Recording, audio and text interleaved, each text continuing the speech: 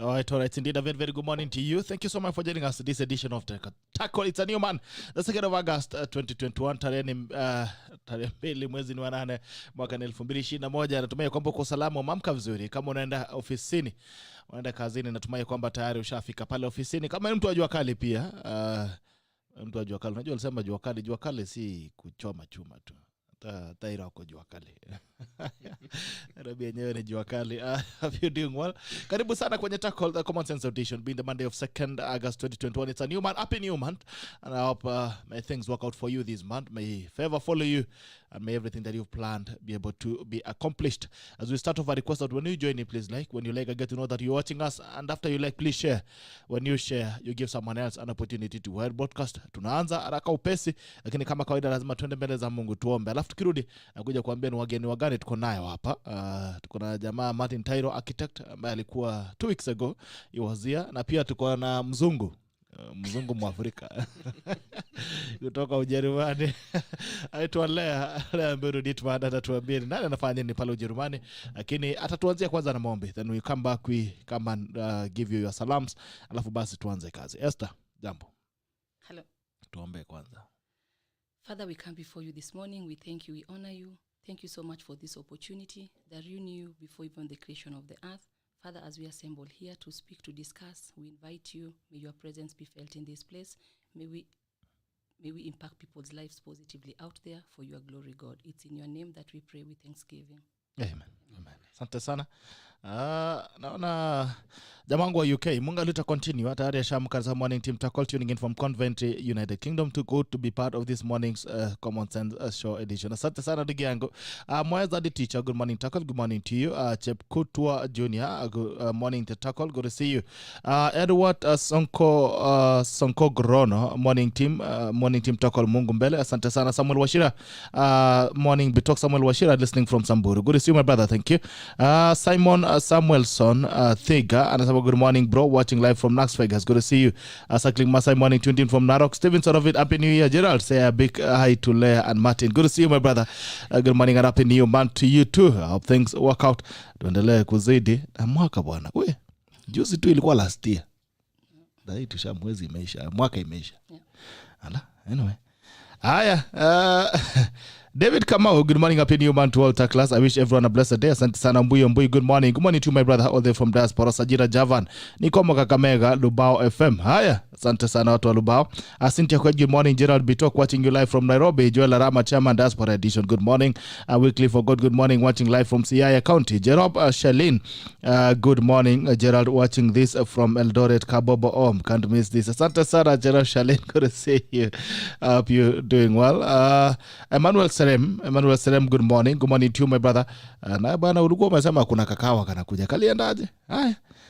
Tutafutana hii wiki. Moyondi Safania, good morning. Bitok listening in from Juja. Atinda, good morning. JB, good morning to you, my brother, all the way from diaspora. Anthony Animo, good morning from Rosinga in Omabay County. I'm watching from Nairobi County. Ila good morning General, say hi to Martin and Leah. Happy new month and week. Ilda Mat tuko poa. Asante sana tu watu wole. Ila Ilda Mat, good to see you and happy new month. Jabet Suzi, Jebet, sorry. Pole. Jebet Susi, and some good morning, my Kenyan people, and happy new month. Colorado watching on sleepy eyes. Usilale kwanza Jebet. Subiri kwanza kidogo, watu wa Colorado, watu wa diaspora. Usilale, ngojeni. Mwesa musha Emmanuel Kebane, Honorable Moses Kebane Niganet, amusha jitwap Kibriret, na Laura Leonard Serem, all the way from, I think, Canada, Australia. Anyway, good to see you guys. Keep sending in your salams. Tukikuja, tuendelea kuangalia zaidi, lakini acha tuende kidogo tusikie historia ya madam anaitwa Leah hapa, alafu Tairo atarudi tushike mahali tulikuwa. So Leah, you in Germany? Yeah. Okay. I'm there. Hapa nyumbani unatoka wapi? I'm from Kuria. Yeah. At the border of Kenya and Tanzania. Isebania? Yeah. Oh. Pale karibu na TZ. Yeah. You grew up there? Yeah, I grew up there. Okay. I was born there and I grew up there. All right. And then I came to Nairobi to hustle after school. When did you come to hustle in Nairobi? You forgotten. It's been years. Yeah. All right. So ulikuwa una hustle vipi Nairobi? 2004, 5. When I came to Nairobi first, I of course sat and looked around if I could maybe get something. I went to college in Nakuru, by the way. Okay. I didn't just come and start hustling. I went to Nakuru, I did secretarial and came to Nairobi. I never got a job, and that's where my story began of selling socks on the streets of Tom Mboya. Yeah. Ulikuwa hoka? Yeah. Mimi nilikuwa nauza vijiko lakini Eldoret. At least wewe ulikuwa nauza Nairobi. Yeah, I was in Nairobi. Kauza socks muda gani? I was there for about 6 months. Okay. Yeah, but not only socks. We used to have like socks 1 week. The next we had trays, sufuria. Wale majamaa wa offer. Yeah. Ngeta mimi nilikuwa hapo. Kitu walitanganya wakatuambia tutaomoka in 2 months. Every but I used to love socks because they're not heavy. 7,000. Yeah, trays were always, if you have like 12 trays, ama sufuria ka 10, I used to love socks, and I think that's the reason why I came out with the socks. Okay. So you were hawking in the streets of Nairobi, hawking socks, trying to hustle. So ukatoka vipi? How did you end up in Germany? It's a story that I've told, I think, 3 weeks ago. And I'm really happy that I'm able to say this before people, because I said it when I was in Germany, and I thought, how nice is it when I go back where it began, and that's here. And I remember it was one day I was with my friend Mary from Mweki, Kasarani, those sides, I remember.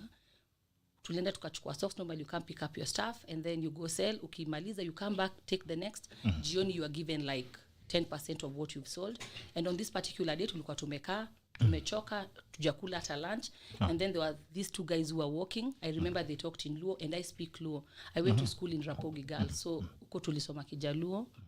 And waliongea na sikufurahi vile cause niliwaambia nimesikia mmetuongea. And that's how Brian said, unafanya nini kwa streets? Huwezi ukauza socks, cause initially he said na Kijaluo, if I quote, nyako maber kama oknyal uso socks endara nyaka konye. I have to help this beautiful lady, she can't sell socks on the street. And I thought, cause sikusikia poa vile, but I thought atanisaidiaje. And that's how it began. And akaniambia kuja twende, akatupeleka treasury, and he bought everybody socks over there. So we were sold out on that particular day. Na akaniambia uende straight kwa Priska, akona office ya au pair. Do you know pair program? I said, I don't know. It's an exchange program in Germany where you take care of kids. Alafu jioni you go to school. Okay. As you help them. So he sent me over there, na akaniambia I'll take over every cost. Bora ni promise utasoma German, because you have to do the classes before you go there. And that's how it started. I went to Priska. He paid for me stuff. He bought my books, and he gave me every day 200 Kenya shillings for lunch. Wow. And that's how I got myself out of the streets. Yeah. Even we'll talk kwenye streets. Yeah. We'll come back to that story. That's the story we'll be having with you guys. The story we'll be having with you guys, the story of a very good brayo. The only good brayo in this night. Who helps women? Briars and Kevos, your reputation is not very good in this state. So at least it's good to have a good Briar. So we'll get back to that. But because we had a conversation that we were continuing last week or 2 weeks ago, we want us to push it a bit because Tairo will be excusing himself in an hour or so. So maybe you can eat up on the construction 101 issues. Mambo ya ujenzi kidogo. Alafu kirudi, we'll come back to a story. Tuambie kuliendaje Briar yuko apikafikaje Germany. Amefanya nini pale, and why does she feel that a story would inspire another Kenyan? Good morning, Tairo. Good morning. Good to see you again. Good to see you too. You Skype duty last week. I was out of town. Can you tell me why you should not be fired? Show cause. But I sent an apology in good time, and I saw you had a good show on Monday. I watched it from wherever I was. Oh, thank you. Yeah. So I'm glad to be back. Yeah. Happy New Month. Happy New Month to you too. Yes. How was your weekend? My weekend was good. I loved the switch of the weather. I think it looked like God just switched from cold to warm. The sun came out. So I'm looking forward to a bit warmer, brighter month of August, and also a better the second half of the year, which is already halfway gone. Yeah. All right. So unajua sasa wewe unaomba jua, mkulima anaomba mvua. And sometimes I wonder how conflicting God's life can be. Kuna kajamaa mahali kama kaa anasema Mungu usitume mvua. Kuna mkulima anasema tuma mvua. Wewe uko na mjengo unachimba foundation unasema hapana, sasa hizi we cannot do with the rain. And I'm farming in Kajiado. Hata mimi nasema Mungu tumeko mvua. So as you celebrate the light weather, which you appreciate, also know that kuna watu pia wanahitaji mvua, but it's good to be bright, to have a bright morning in Nairobi. Yeah, we appreciate. Actually, we usually consider those wet months in our programming of construction projects. So we advise our clients accordingly that there's some months that it's not ideal to start a construction project because it's going to be quite expensive if you compare to the much drier months. So we understand the weather, we know when to do what we want to do. And the rain again also isn't that bad because it helps our buildings to cure properly. Because after we koroga concrete, at times we need to pour a lot of water onto it. Like a spray. So na hiyo story ilitoka wapi hapa neno? It's how cement behaves. Cement is some form of a chemical that hardens when it is exposed or when it mixes with water, and when it gets much more water, it continues to harden. So it's well, I wouldn't get into the chemistry behind it, but it's just a chemical process that is supported and enhanced by the use of water. Okay. Yeah. Construction 101 is brought to you by Rexa Roofing, as usual. Construction 101 is brought to you by Rexa Roofing. Rexa Roofing and wauzaji ambao wanaitwa dealers. They deal in shingles quality, very nice, beautiful shingles. And watu wanasemanga ati shingles labda ni pesa mingi. Go and get a quote today at Rexa Roofing and also get stone coated tiles, stone coated tiles when nyumba yako iweze kuwa maridadi. Ashia gazebo yesterday. Kuna gazebo nilieka hapo jana. By the way, gazebo pia unaweza pata gazebo safi kama hiyo, na pia unaweza pata water harvesting gutters upate maji safi sana, wache kuwa na maji ya mabati na kutu. Rexa Roofing inakupa nafasi ya kuweza kujinunulia shingle safi sana, very beautiful roof, na pia stone coated tiles, na unaweza pata water harvesting gutters kutoka Rexa Roofing. Rexa Roofing, roofing your wall. Kama uko Nairobi, kimbia pale Menelik Road, ofisi yao iko pale, and we'll be having a conversation actually this week with them. Tutaenda pale tuleta story kutoka pale. Sikia CEO Irene Wanjiku wako kuja leo, ni kama anasema alikuwa na homa kidogo pia. Tairo sijui amemwacha wapi, lakini next week atakuja atuambie aweza kufanya nini. Kwa hivyo Rexa Roofing, the show is proudly brought to you by Rexa Roofing. Rexa Roofing, quality roofing shingles, stone coated tiles, alafu water harvesting gutters, na pia wanakupa waterproofing membranes. If you want to build a flat roof, nenda tuambia leo what's the difference between having a flat roof that is concrete and having shingles or having mabati, these other things. High pitch, ile imesimama na ile imelala kidogo, utajua inakuaje. Lakini asante sana Rexa for working with us. You can contact them on 0704-646-664. Hiyo nambari iko pale kwenye screen. Zungumza nao ili waweze kupa product safi sana ya kuweza kujenga nyumba yako. Ndugu yangu, dada yangu hapa Leah ametoka Germany, kuja ujenge na shingles. Okay. So I'll check them out. Please. Yeah. Check them out. Pitia kwa ofisi hapo ukitoka kuonyesha products. I will. Baza kwa nao. Asante sana. This is Construction 101. Brought to you by Rexa Roofing, na tuko na Tairo architect. Wacha tuambie story kidogo ya ujenzi hapa kidogo, alafu tukirudi tunakuja kusikia story ya dada yetu Leah. So nyumba Tairo. Yes. Unajua Kenya tuko na tebe inaitwanga au match. Kama iko recorded kwa akili. Kiaka kitu saizi kidogo sema how much does it cost to build a house, to build a home? It's a very common question and difficult to answer kwa sababu nyumba si kama pakiti ya unga you just get off the shelf. There are a lot of issues that usually have to be considered by the time you get down to how much a building is going to cost to construct. But again, we can't stop people from asking how much does it cost to build a house.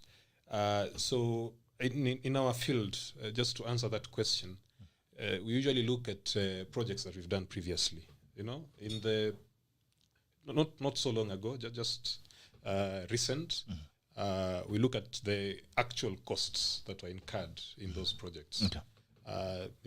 Based on the bills of quantities, the specifications that we had made, the sizes of the houses, the kind of level of specification or the class of specification, whether it was low or medium or high end specifications.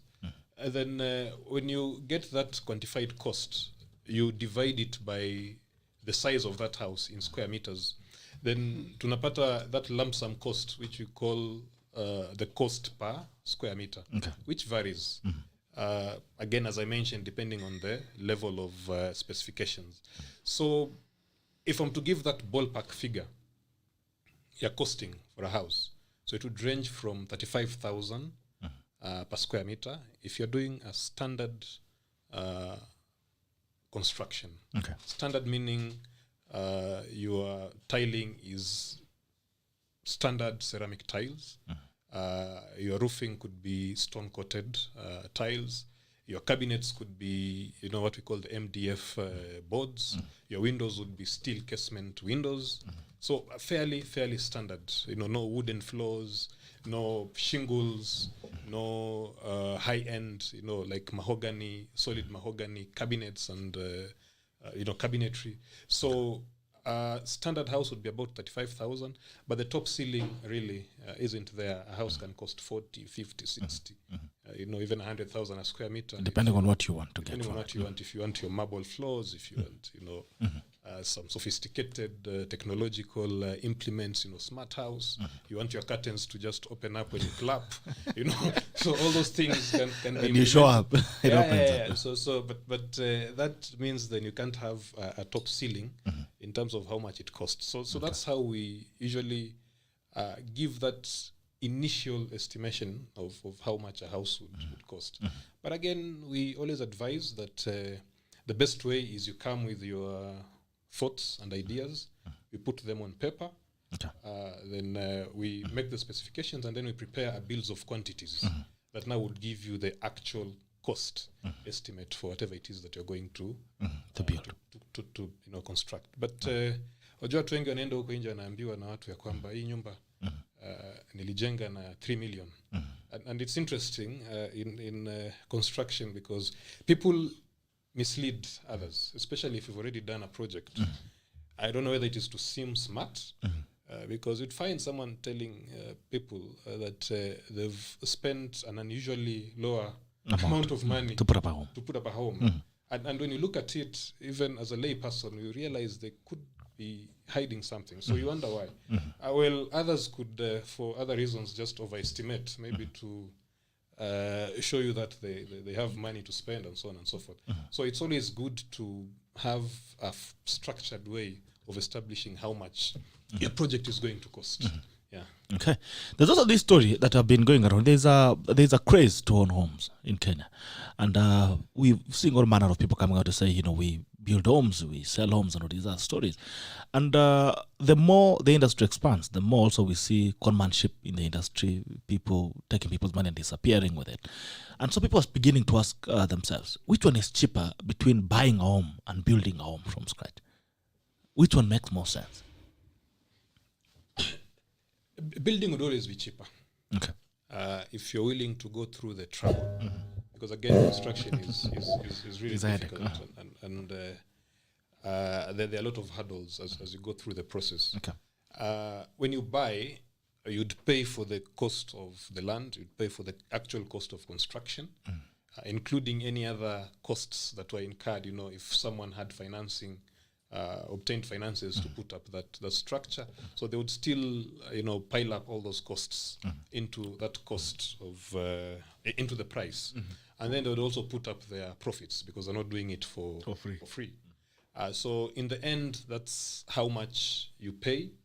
But again, it's for the advantage or the luxury of getting a house that is already there. Someone has gone through all that trouble on your behalf. So it's cheaper to build, but you have to be willing to go through the process. You have to be patient enough. You have to have a thick skin. You have to understand how to fight with all the different players that you're going to engage with as you go through your construction process. But in terms of what I would advise people to do, if you have the time, okay, and if you have the patience, then build your own home, because what happens is that you get exactly what it is that you want. Get the right professionals, get an architect, they prepare for you a draft or a sketch of the ideas that you have, and you can sit with them and tell them, I want this room to be slightly bigger, I want this one slightly smaller, change this, I want this to face this direction, I want this color, I want these finishes. You have that you have the luxury of choice. Luxury. When you're buying something that's already been built, then there's limited choice. There's very limited amount of flexibility that you have. You have to get what it is that you are seeing as is, and then you can come in and do your own modifications, but that's an extra cost that you're going to incur. Yeah. Okay. Another question that I think would be common is there has been a conflict between we right now where we are. There is almost an outburst of apartments everywhere. The Chinese are here. They're building apartments within a week. I don't know where they get it from. One day you're seeing a machine doing foundation. The next morning you have a full apartment that's already be occupied. And there's also been a discussion on between buying an apartment and buying maybe a bungalow. Mtu anasema kuliko nunua apartment ya 20 million Kilimani, why can't I just go and buy maybe a bungalow somewhere? Or, what is always advisable when it comes to such a property choices? Well, apartments, everything has its own advantages and disadvantages. Because apartments are shared spaces, shared facilities. There are people who are more comfortable living around people. There are others who would want their own privacy. So to find the reason why apartments would cost slightly more is that when you're buying into an apartment, you're not just buying the house. You are also buying the whatever it comes with. You're buying the neighbors. You're buying the common facilities.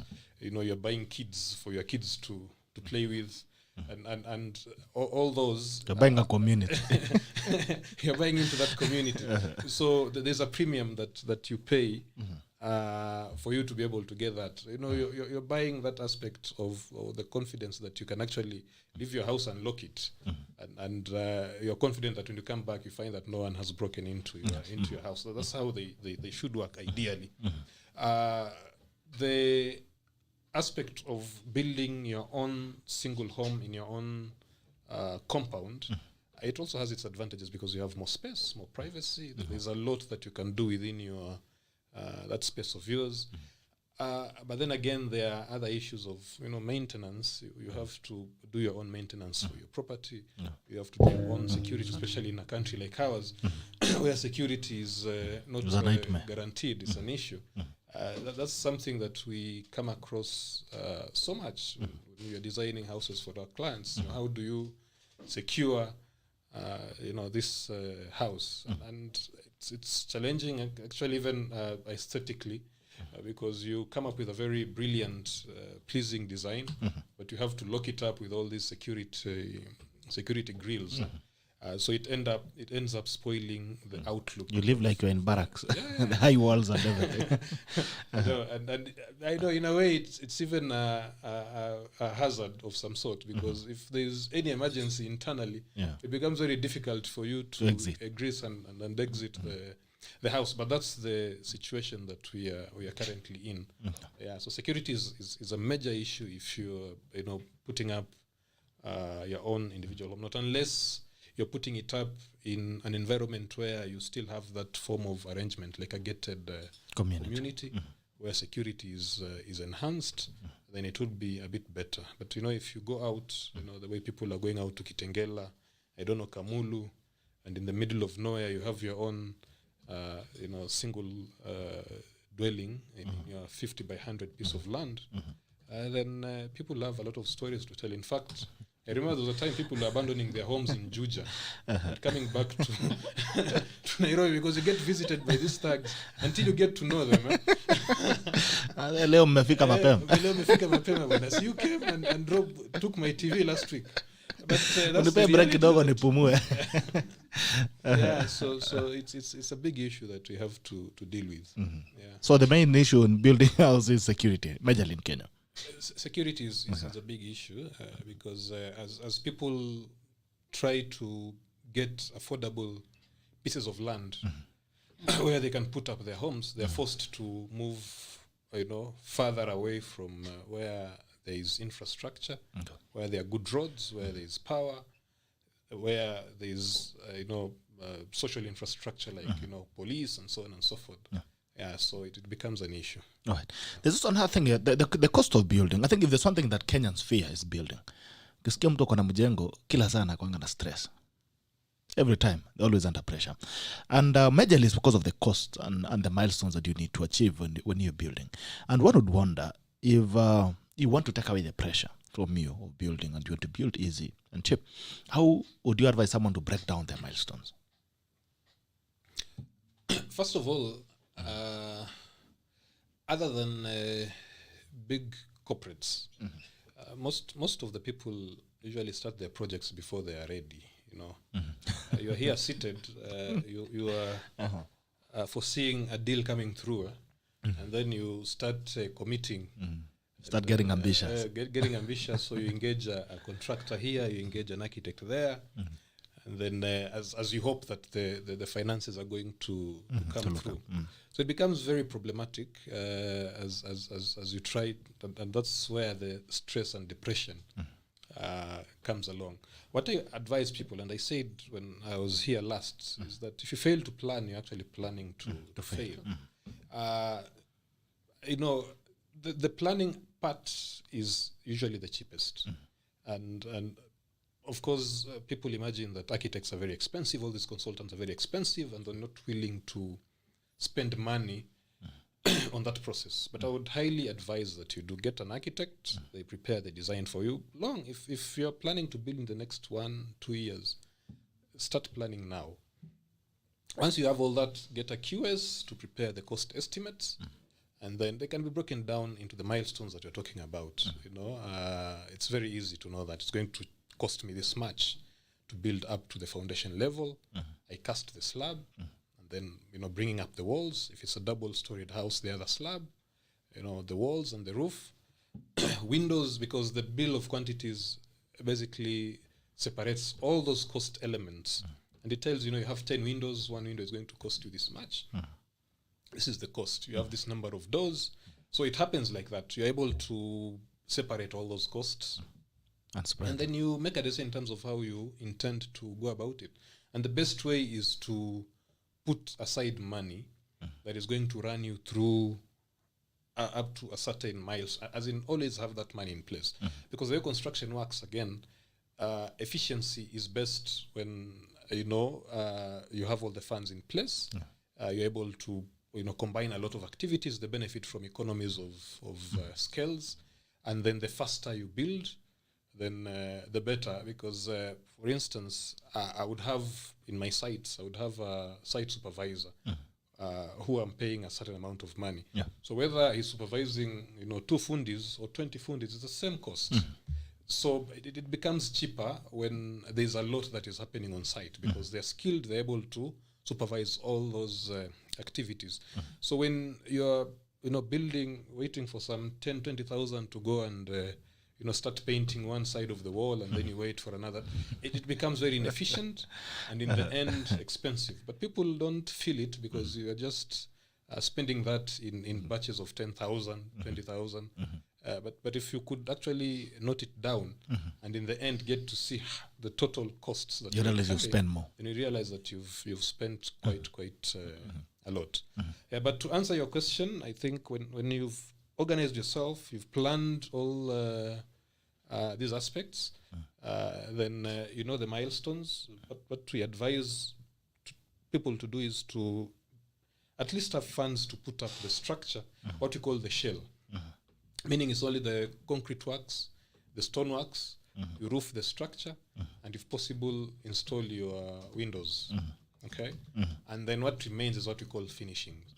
And at that point, again, usually a lot of changes occur, because, by the time you start a construction project, and, you conclude the shell, say within a year, there could have been changes in terms of finishes, for instance. So you might want to change finishes from what was initially specified to something new that has come up that you like. So you have that flexibility as a builder or as a home builder, to be able to make some of those decisions. But cement, stone, and the roofing, doesn't change much. So just be ready, build up to the shell. And I've seen most people, in fact, once they build the shell, they plaster the house, they move in and they start doing the finishing pole as they live there, which makes sense. Makes sense, because you'll be saving on the rent. And in fact, as a strategy, there's some countries that have used it as a strategy to deal with or to provide affordable housing, because the finishes are very expensive. I know for a house that costs, for instance, 10 million, you'd easily spend about 4 to 5 million on the finishing works. So if you're able to raise the funds for the shell, then which is roughly 50%, and the shell is finished to a point where you can actually move in. So in a way, in a sense, you would be able to move in at 50% of the cost. But provided you're also willing to live through the inconvenience of a house that is not very... No, once the finishes are done, actually, there'll be no instance where stones are going to fall on you. But it's just the inconvenience that aesthetic is not yet there. And then when now you're doing the finishes, because some of the works are also a bit disruptive, you have to live with that inconvenience, the dust. And so sometimes you're sleeping on the sitting room. On the sitting sometimes room you're sleeping in the kitchen. Yeah. And then even sleep outside. but those are issues that people are willing to go through as they strive to get themselves accommodation. Yeah. All right, so you can actually spread your cost, but it has to be reasonable because you can spread until actually you're spending double. Wewe umesema mingi, ulisema ati 20. Kuna jamaa aliniambia ukipata kama 500 unanunua simiti mbili. Unajenga. I've seen people saying that, when you're in the bar drinking that bottle of Johnny Walker, those are like 10 bags of cement. But you can't just get that 5,000 shillings to buy the cement and then what? You have to just organize yourself. Lazima upige hesabu. Bro utapanga Johnny Walker miaka 10. Na nyumba haijai nyumba. All right, there's something again. So you can actually spread your cost according to milestones so that you're not very pressured. Yeah. Like, you always make sure you have the money. If it's foundation, make sure you have the money for the foundation. Just have the money ready in place. Contractor on site today, they've carried out the tasks that they needed to carry. They've reached a milestone and then they're asking you for money and you're not paying. In fact, much of the disputes that we are handling in construction projects are always about payments that a contractor has built. They've reached a certain milestone and then they're not getting paid. Government is notorious for that. And also, people who have not organized themselves also end up falling into the same bandwagon. Okay. Yeah. All right. So we look at this. The issues also of construction. There are trends that keep coming, and every day there's a time everyone was going to Mulolongo. Tuliambiwa kuna kamali ka factory kamekuja. They are doing miracles. Unanunua vitu hapo sijui unaita sijui ni watu unaenda unaunganisha inakuwa nyumba at a certain cheaper cost. We are hearing about technologies every day that reduce the cost of housing, and understand that most even of the houses that you're seeing coming up today have been built at formats where you're saying use this so that you can cut up your cost by this percentage and all that. So when you look at this, how effective is it in terms of the long? Because a house is not a camp where you're saying nimekelea hapa for weekend. It's a home that you want to be with for several years. When you're considering this technology, what are more things that you should look at when you want to build a house and you're thinking about materials and thinking about the way to build it? Technology is there are quite a number of new technologies that are being mooted, that are being promoted, and because our market is very cost sensitive, most of them are being sold as they're going to cut the costs for construction. From my experience, and I've used what you just mentioned, the EPS technology. I've worked on projects using those EPS panels. In terms of cost savings, not necessarily.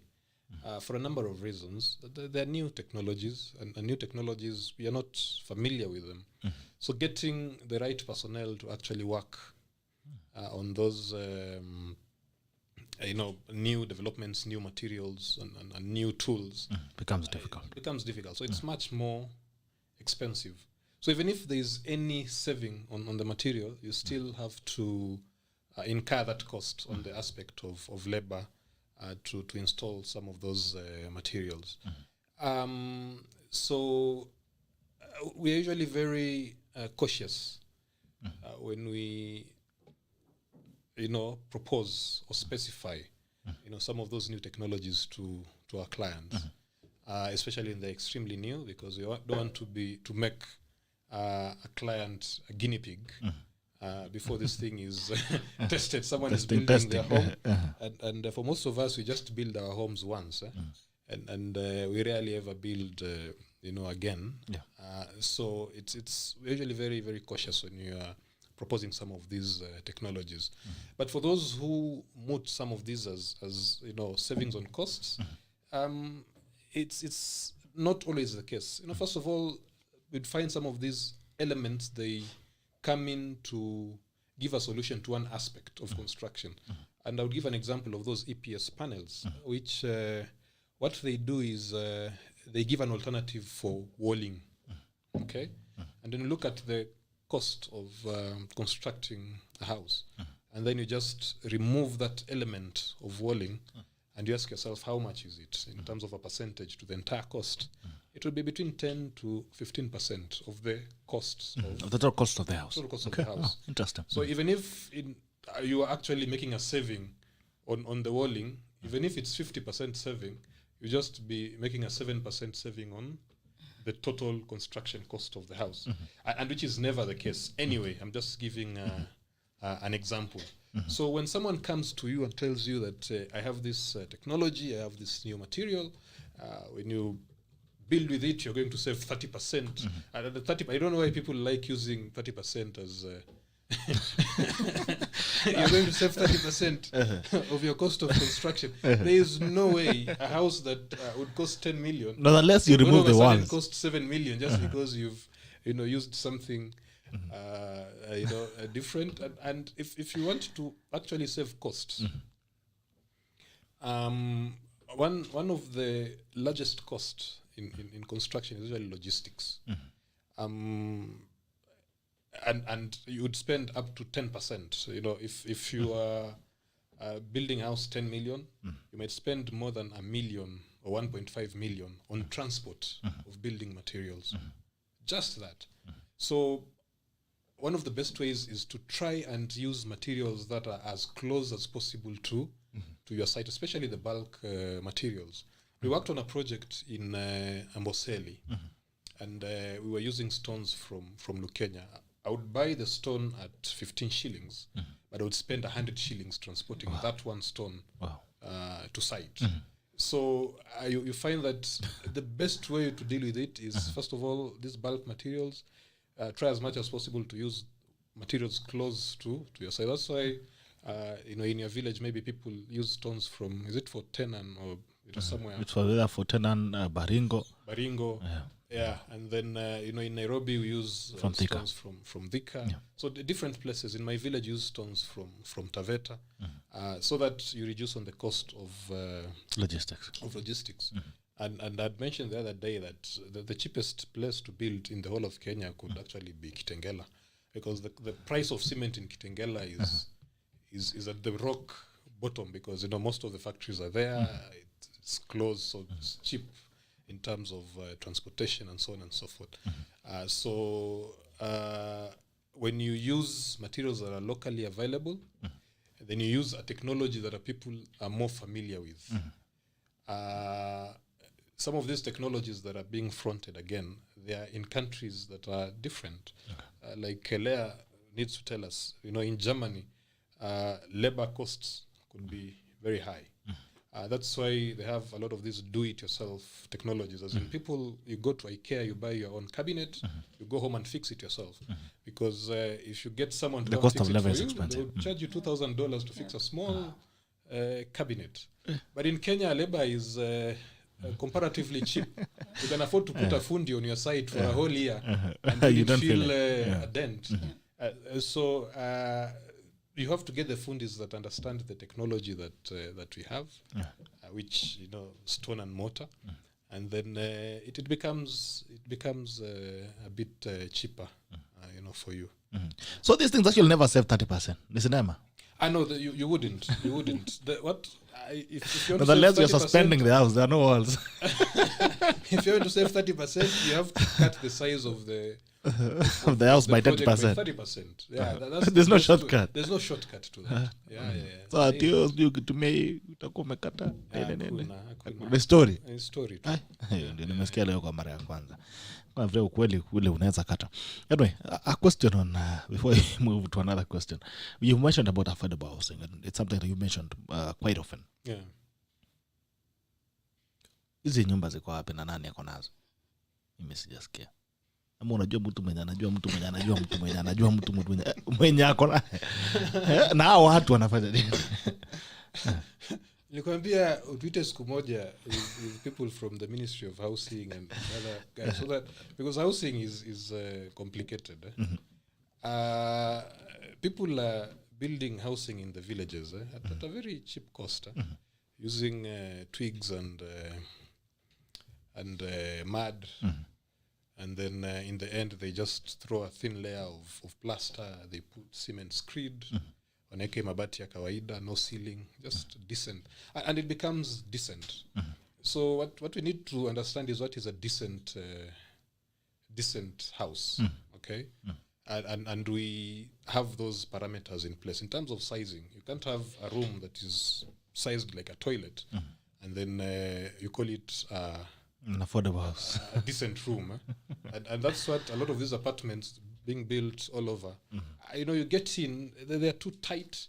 You put a bed, you can't even swing the door, and then just because you have to remove the bed at a to close slightly the door. lower cost, then you call it affordable. No, I think we just need to have those basic parameters.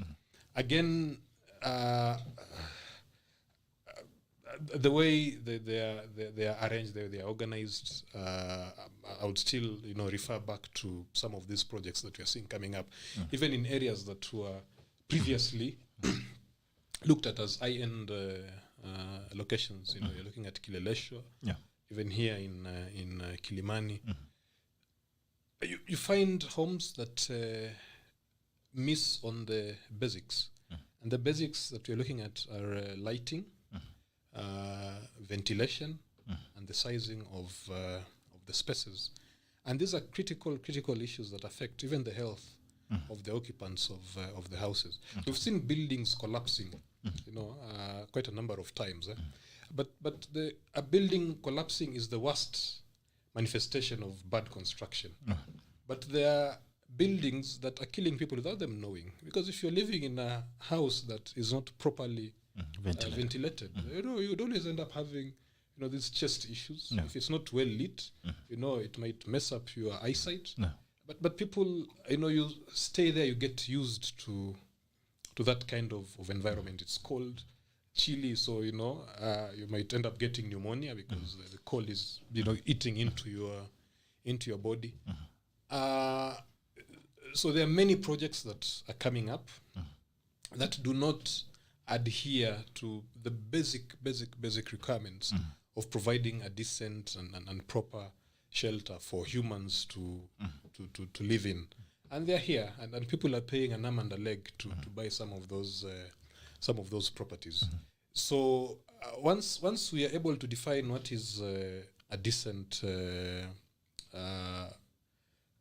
provision for housing, for human habitation, they need to look at how are we able to provide this at an affordable, sensible cost, and sustainable cost.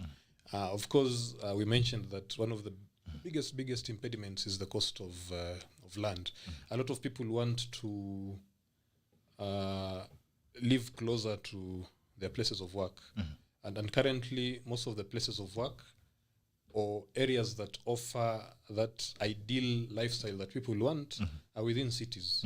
So as people come to the cities, then they pile a lot of pressure on the little available resources in the cities. That's why the cost of land goes up, and then it becomes difficult. When you buy an acre of land for 300-400 million shillings in a place, how many houses do you need to put up there? For the cost of land to come down to $1 million per unit, you need about 400 units. And you ask yourself, can you put 400 houses in a 1 acre piece of land? So to solve that problem, as I said here the last time, you can't look at the house, the final product as a house. There are much bigger policy issues need to be sorted so that you're able to open up a lot of these issues that eventually give you that affordable house. One of them is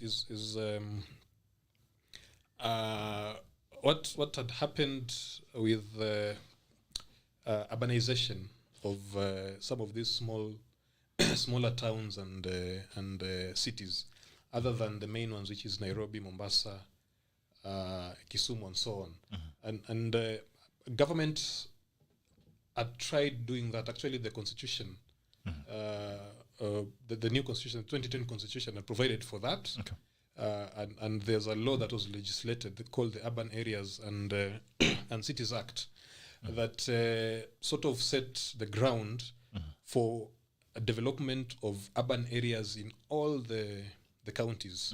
So properly planned urban areas, properly funded, properly financed, properly managed, in a way that would make them attractive to people to go and invest. As in, if I would get the same facilities in infrastructure that I would get in Nairobi, if I can get them in Kisii, for instance, in Voi, in my village in Voi, and then what would stop a company from setting up a base in Voi?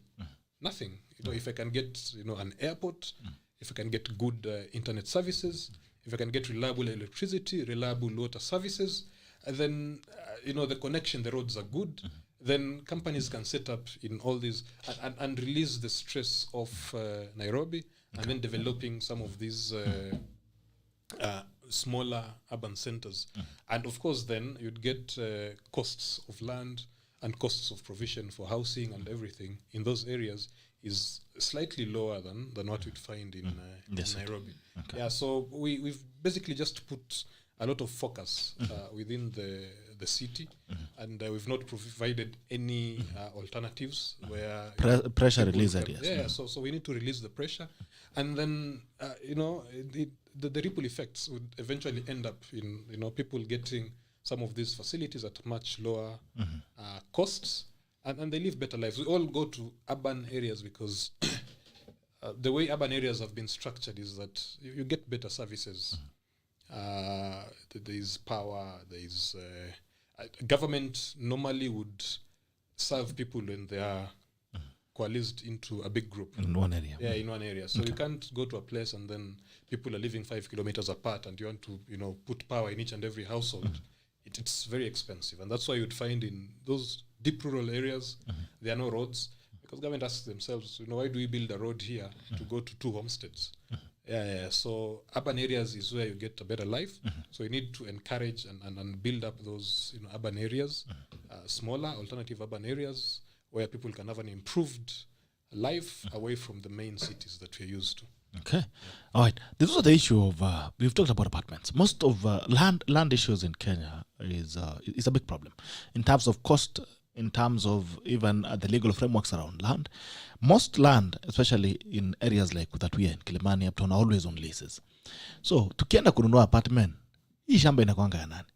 And what will happen if the lease expires? Do we carry apartments? Kila mtu apeleka niende na yangu Eldoret. Tafutie mahali ndaiwekele. What happens to these properties? Well, because we are all sitting on one land. Hii shamba inakuanga ya nani? There are certain laws that guide that process. Okay.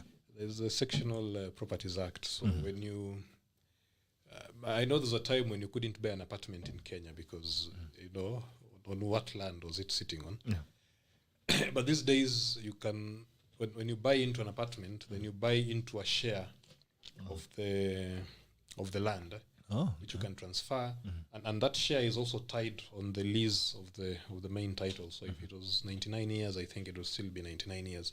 A lot of people are not bothered because they don't expect to live more than 99 years. It's not their problem anyway. It will be sorted by whoever will be there. Whoever will be there at that time. But again, of course, when a lease expires, I think the current occupant of the land is given the priority to renew it. Yeah, so I think it works the same even for those properties that have been acquired under the Sectional Properties Act. Okay. Yeah, so it shouldn't have any issues. The laws are there to sort of handle that. So we are 100 on an half an acre. or a quarter because an apartment. Yeah. So who renews the lease among the 100 of us? Or who holds the authority for the land that we are sitting on? In many developments, it is not just the land. There are also common services, especially if you have apartments. The question is who cleans your stairs, who cleans your corridors, who tenders for the landscaping and so on and so forth. So most homeowners, when you buy into a development like that, they have coined an arrangement that has a management company. And that management company is usually owned by, when you buy into that estate, then you buy shares into that management company.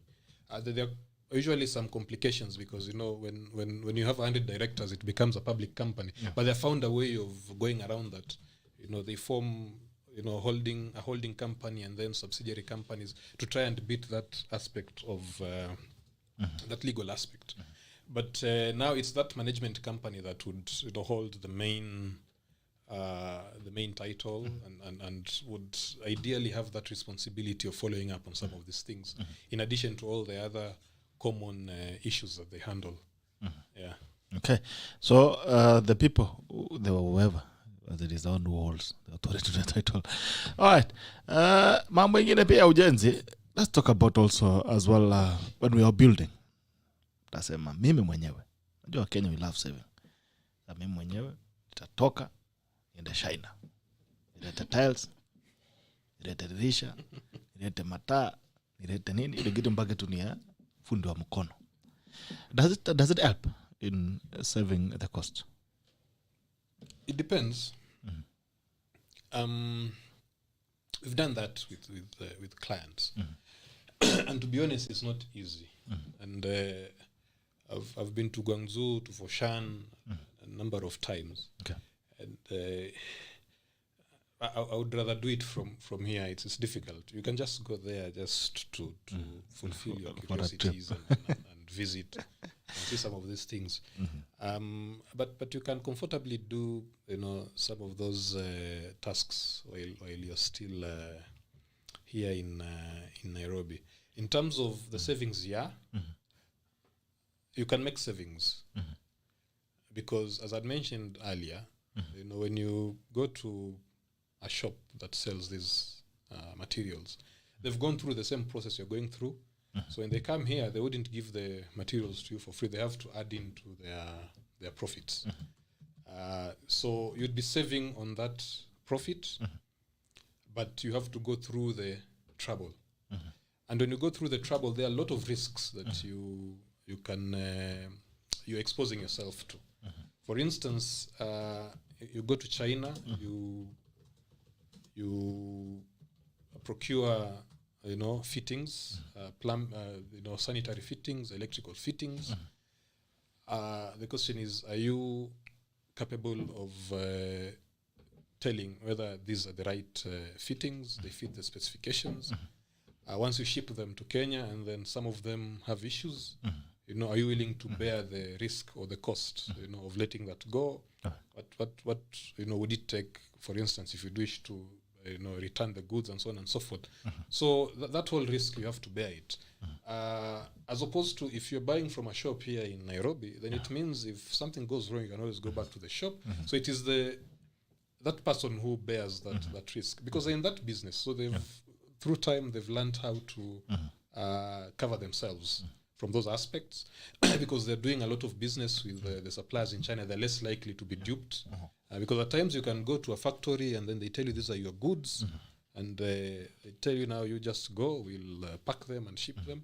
You come to Nairobi here, you find totally different items from China. So these things happen.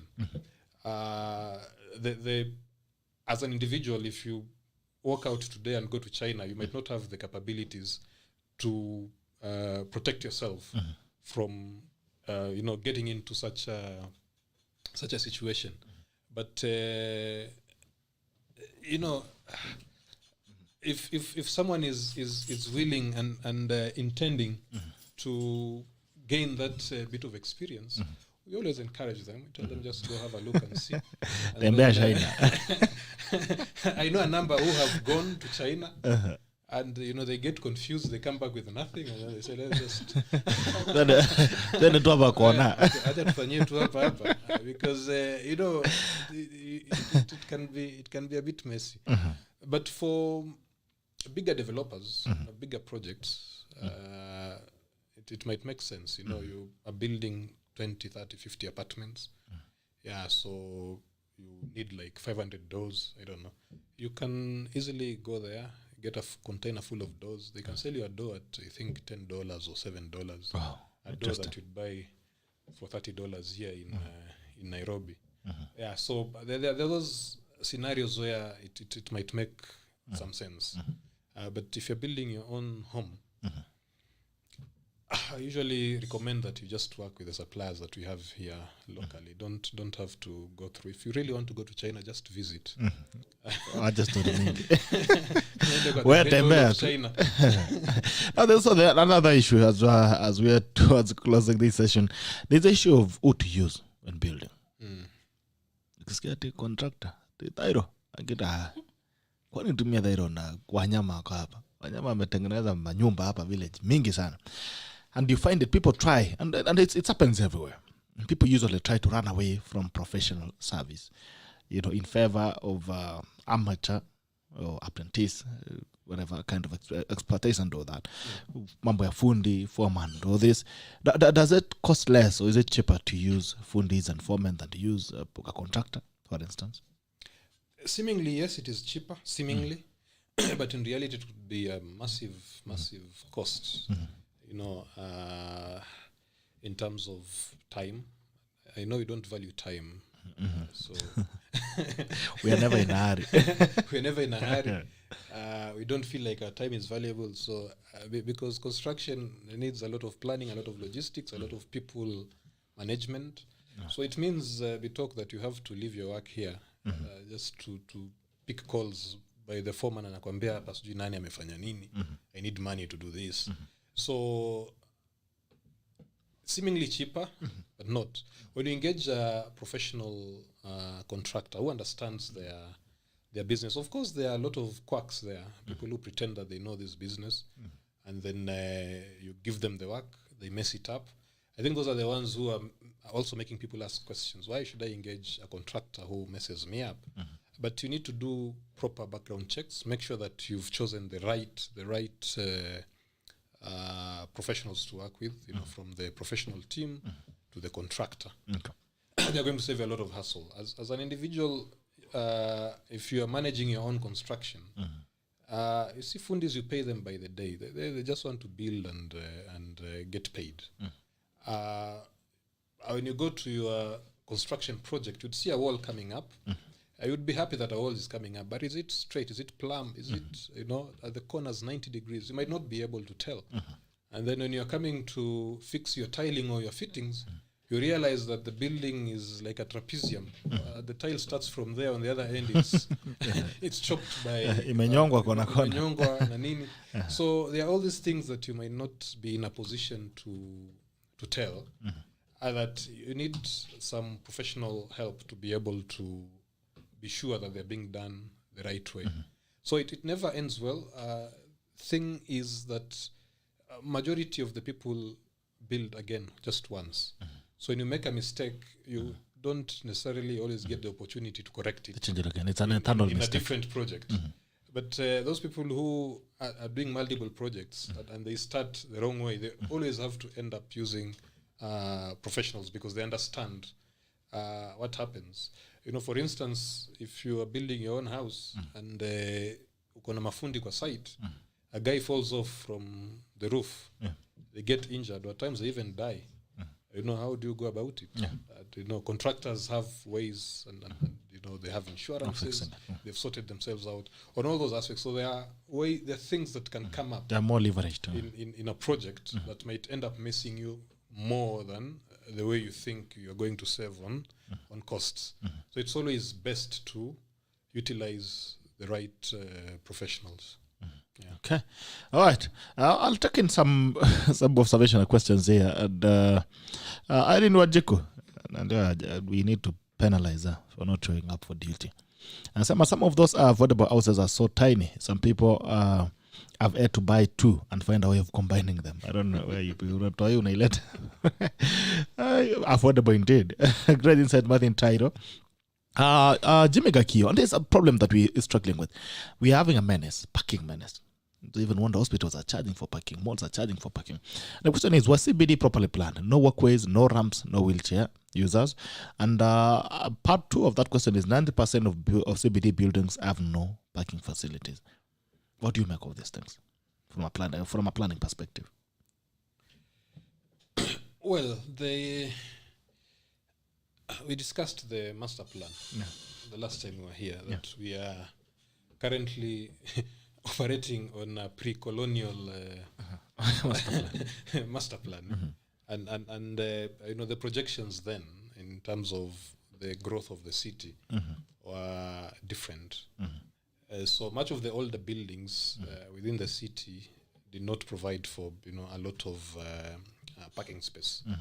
So the growth of the city has been concentrated on one area, at the core of the city, that is the central business district. In recent times, as things kept changing, requirements were put in by the county government, or previously it was the city council, and later the county government, that if you are putting up a structure of this size, then you have to provide this number of parking slots, either as basement parking or above ground parking. So for you to get your building approved for construction, you had to make those provisions. But providing parking is just one solution. But the question is, when all these people are coming into the city, where do they pass through? Are the roads wide enough? So that's why we have to go back to, are we able to provide infrastructure that supports the idea of discouraging people from using private vehicles? Can you come out of your house, get into a bus, come to so that you don't need any parking? Yeah, so those are some of the aspects, and I believe the question has been raised in terms of there is no adequate pedestrian paths, there are no adequate cycling paths. In fact, people hailed the new Ngong Road, that it has cycling paths, it has pedestrian paths, but if you look at the cycling path, it's just 1 meter. You can't even cycle. And cycling, not unless you're cycling very fast, you can't keep a straight path. You need, space to meander. You don't have that space within Gong Road. Next to you is an open drain, and on the other side is the road carriage. You have vehicles that are speeding past. They can blow you into the drainage channel. So the pedestrian path is too narrow. Just 1 meter. Even 2-3 people cannot pass each other comfortably. So those are the issues that we are trying to raise, that we are focusing more on private motorists and ignoring public transport infrastructure, ignoring pedestrian infrastructure, and cycling infrastructure. And these are the majority of the people. Yeah, it's the minority who we are actually providing for. Right. Now you're cycling pia ni barabara ya kutembea. It also gets invented by these boda boda guys. Guys. And boda bodas are actually motorists. And they should actually keep to these boda boda riders. Anyone who is on a pedestrian path or the cycling path should actually be arrested. It's obstruction of pedestrians and cyclists. But they seem to operate on different sets. Maybe they are using their cycle and then motorcycle. All right.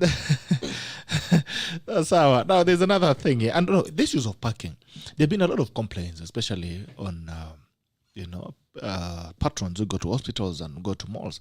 Should parking not be part of the facility? Because if you want me to come to your business, not unless you want me to carry my car in the pocket and I'm getting in, should it not be part of the facility that I get to enjoy by visiting your business? It's rare, because you see, parking is space that they've also given up. If there was no parking, they would have put a space there that would have earned them money. So it would be very difficult to tell people not to try and get a certain amount of return from that parking facility.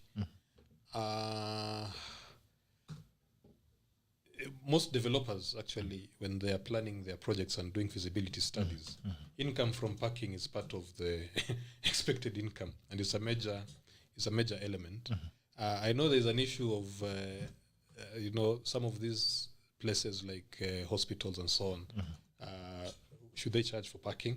The issue has been that when they offer free parking, and if they're in prime locations, then there's some characters would come in and park their vehicles there. They walk out to do their business elsewhere. So that's why, to discourage that, they started charging. Ideally, there are some malls, when you go and you do shop, then you can get a credit for the parking. It's in a way they try to ensure that when you go to the mall, then you have to do something. You don't just go leave your car and go do your business elsewhere. So there are those arrangements that possibly need to be made. For instance, in hospitals, but I don't know how that can happen. I know if you're a patient in some of these hospitals and you leave your car, you're coming out. You won't pay for parking. Oh, you won't pay for parking? Yeah. Right. Now if you're just how do you tell that you've come to see a patient? So it's difficult, but these are business decisions that different developers have to make. There are those who would give free parking so that they attract people. There are those who parking is part of their line of income, so they can't give it out for free. So you have to just juggle in between those. Okay. Yeah. All right. So parking. Najua Kenya by the way kuna hiyo tabia. Even in my office here in Api, you'd see a guy come in, drive, park, and then they just walk out. Anajifanya kwa simu kama anapiga story. And then the car stays there for the whole day. Ndio tumaona. So it's people are very notorious for that bad habit. Haya, Irene Wanjiku, most of these roofing tiles. Ouko Junior says exquisite explanation of the Sectional Property Act. Okay, exquisite. Anyway. Irene Wanjiku, most of these roofing tiles you see that are faded were bought by developers who wanted to make a saving by going directly to certain manufacturers who claim to no longer understand English when a problem arises. The beauty of buying from a local supplier is that we have done some due diligence in ensuring the product is of the right quality. The manufacturer guidelines are followed during installation. Na pia unaweza mwambia nitakufinya. So it's better to buy local. Ajibu Nyango says, why do people build without approvals even in the city center? That should be the last question. Then I can't release it. It's already 48, so I've stolen your 3 minutes. I don't know. Well, there could be some areas where people build without approvals.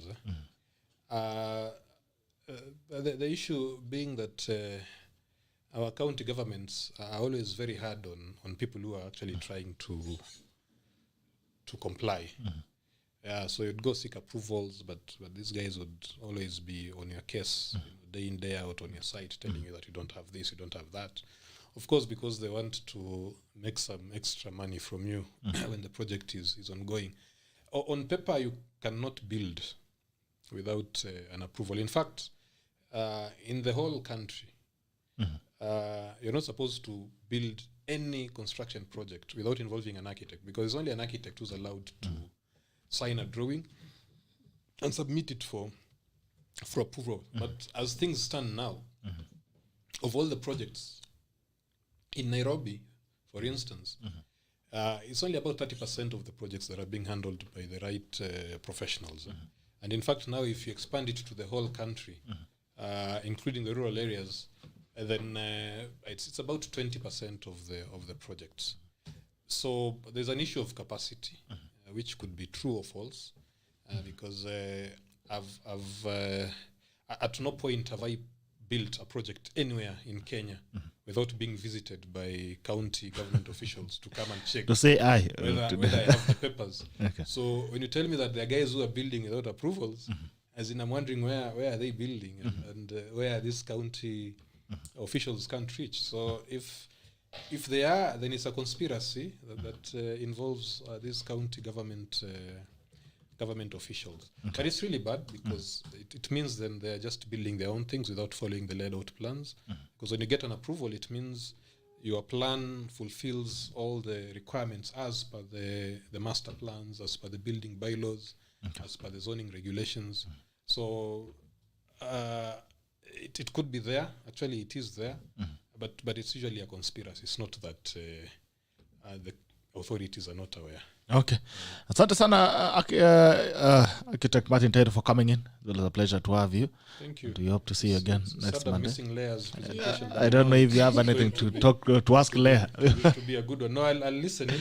I don't know if you have anything to ask Leah before you disappear. I'll listen in. I think it's an interesting discussion you're going to have. You know, the core of what people have been discussing, the bottoms up. It's bottom up, not bottoms up. Bottoms up is another story. You're becoming another Tuju. The bottom up economic model. Yeah, so I think it's going to be an inspiring. Do you also have bottom up in construction? Yeah, it's there because I don't know. I've seen people are struggling to explain what bottom up is, but I believe it's empowering those at the bottom of the pyramid and ensuring that you put money into their pockets, into their hands, and that's what we do every day in construction because you cannot put the roof without the foundation. We have casuals that we pay every day, and actually construction pays fairly well. I wonder why people look at construction, in a way that is not so pleasing. But like on average, a good foreman earns between 60 to 100,000 a month. In a construction site, and a fundi would earn between 1,200 to 1,500 a day.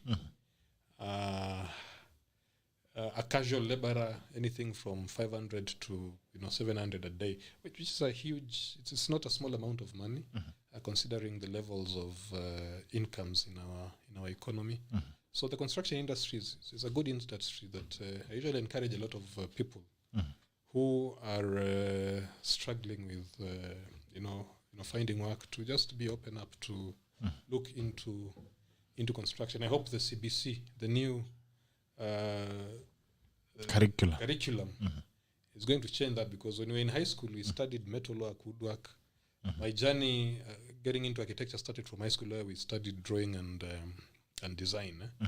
But at some point I think that disappeared. I hope it comes back because it helps people, develop some of these skills, so that we don't end up with a country full of managers and no people to work. Do the work. Yeah. Okay. So thanks. I enjoyed the show. I hope to be back again. And you have to be back, or you'll be back on Monday. I'll be back next week. Asante sana. Wazema hata nyumba wanaanza kujenga kwanza kuanzia chini. You cannot suspend a roof. So chimba foundation, that is the bottom with the walls. Sawa kabisa. Asante sana. Have a great week ahead, and yes, we'll catch up during the week. Okay, thank you. Keep doing it. Leah. Yay. Asifiwe Yesu. Merudi kwako. So ulikuwa umatufikisha wapi kwa historia yako na Brian? Yeah, the way I left and went to Germany. Yeah. Okay.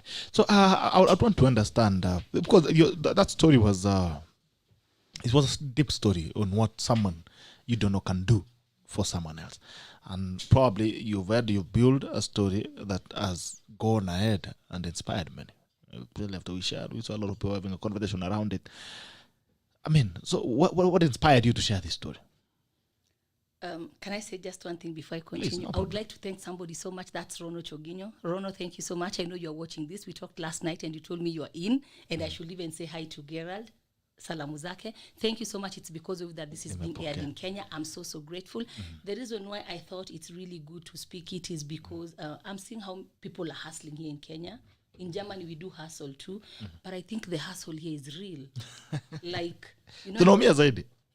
Unaona hapa tunaumia zaidi. It's really, I think even kind of sad. Like I was driving with my brother today morning we were going through Jogo Road, and there were already hawkers on the street with handkerchiefs, masks, and I just looked at the time. because I was even still sleepy. If I wasn't coming here, maybe ningelala mpaka 10. I don't do that in Germany, but I was like, wamechoka. Moja kwanza alikuwa amebeba mtoto kwa mgongo, and I felt it in me. Ni vizuri maybe I speak to somebody out there who is doing maybe something really hard. Okay. Because we all have dreams. Yeah, sure. And along the way somehow zinakatika. But you need to stay focused, and a lot of times unauza hizo vitu maybe umekasirika uko absent minded, that you're always at that particular time present to discern, to know the moment. Because I think to myself, on that particular day, if I never had that moment to be present, ningepitwa na Brian nikisema amenisengenya, you know. And I don't know, there are many people out there who don't have money. Maybe you can't get money from the bank. Just to inspire them and say, just start small. You don't have to start. Because I started something, I was earning maybe 100 Kenya shillings a day. It went to 300. When Brian took our socks, we got 500 for the first time. And that was really, really much. 500 ilikuwa siku ya kwanza kuwa na pesa ya maajabu. Yangu ya jasho yangu, yeah, without mom or, yeah. Okay, so let me ask you a question as well. You know, most young people, we want to start colorful. We want to start from beautiful offices, swinging on chairs and all that. And you're telling us a story of where you started from. There are people that are where you are today. Yeah.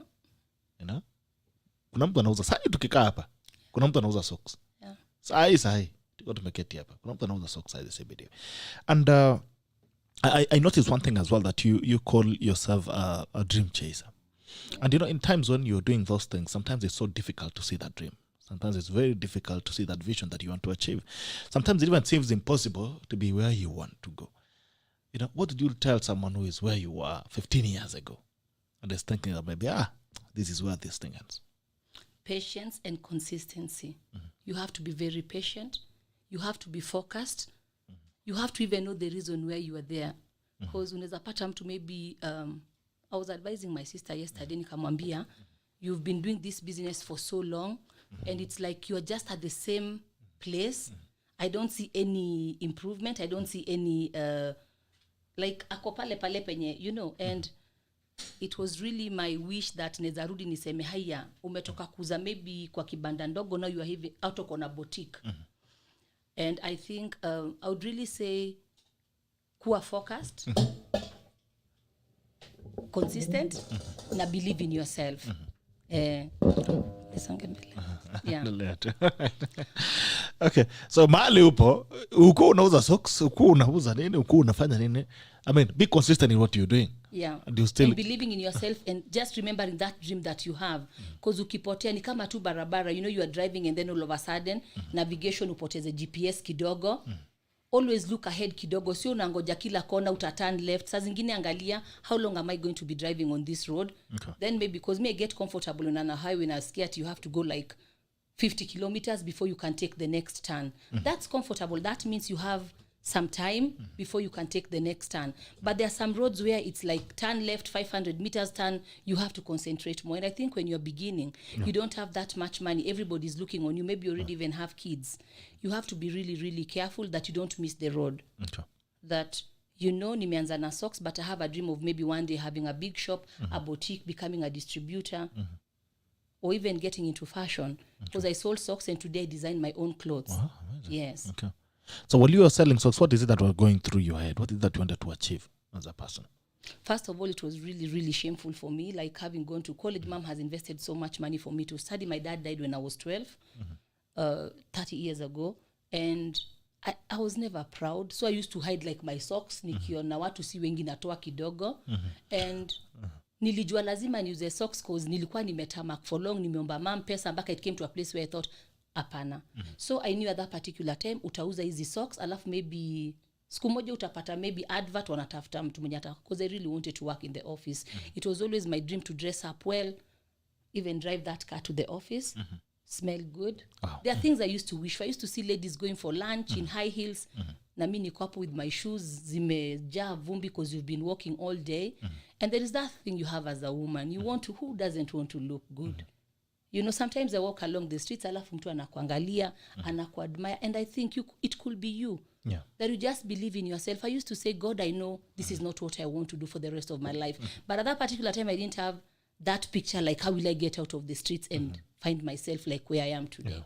Of course, I'm not yet there where I really want to be, but I can see so much light in the tunnel, and I know I'm getting there. Okay. Yeah. All right. So you keep the faith. So at that point, though, you almost like giving up.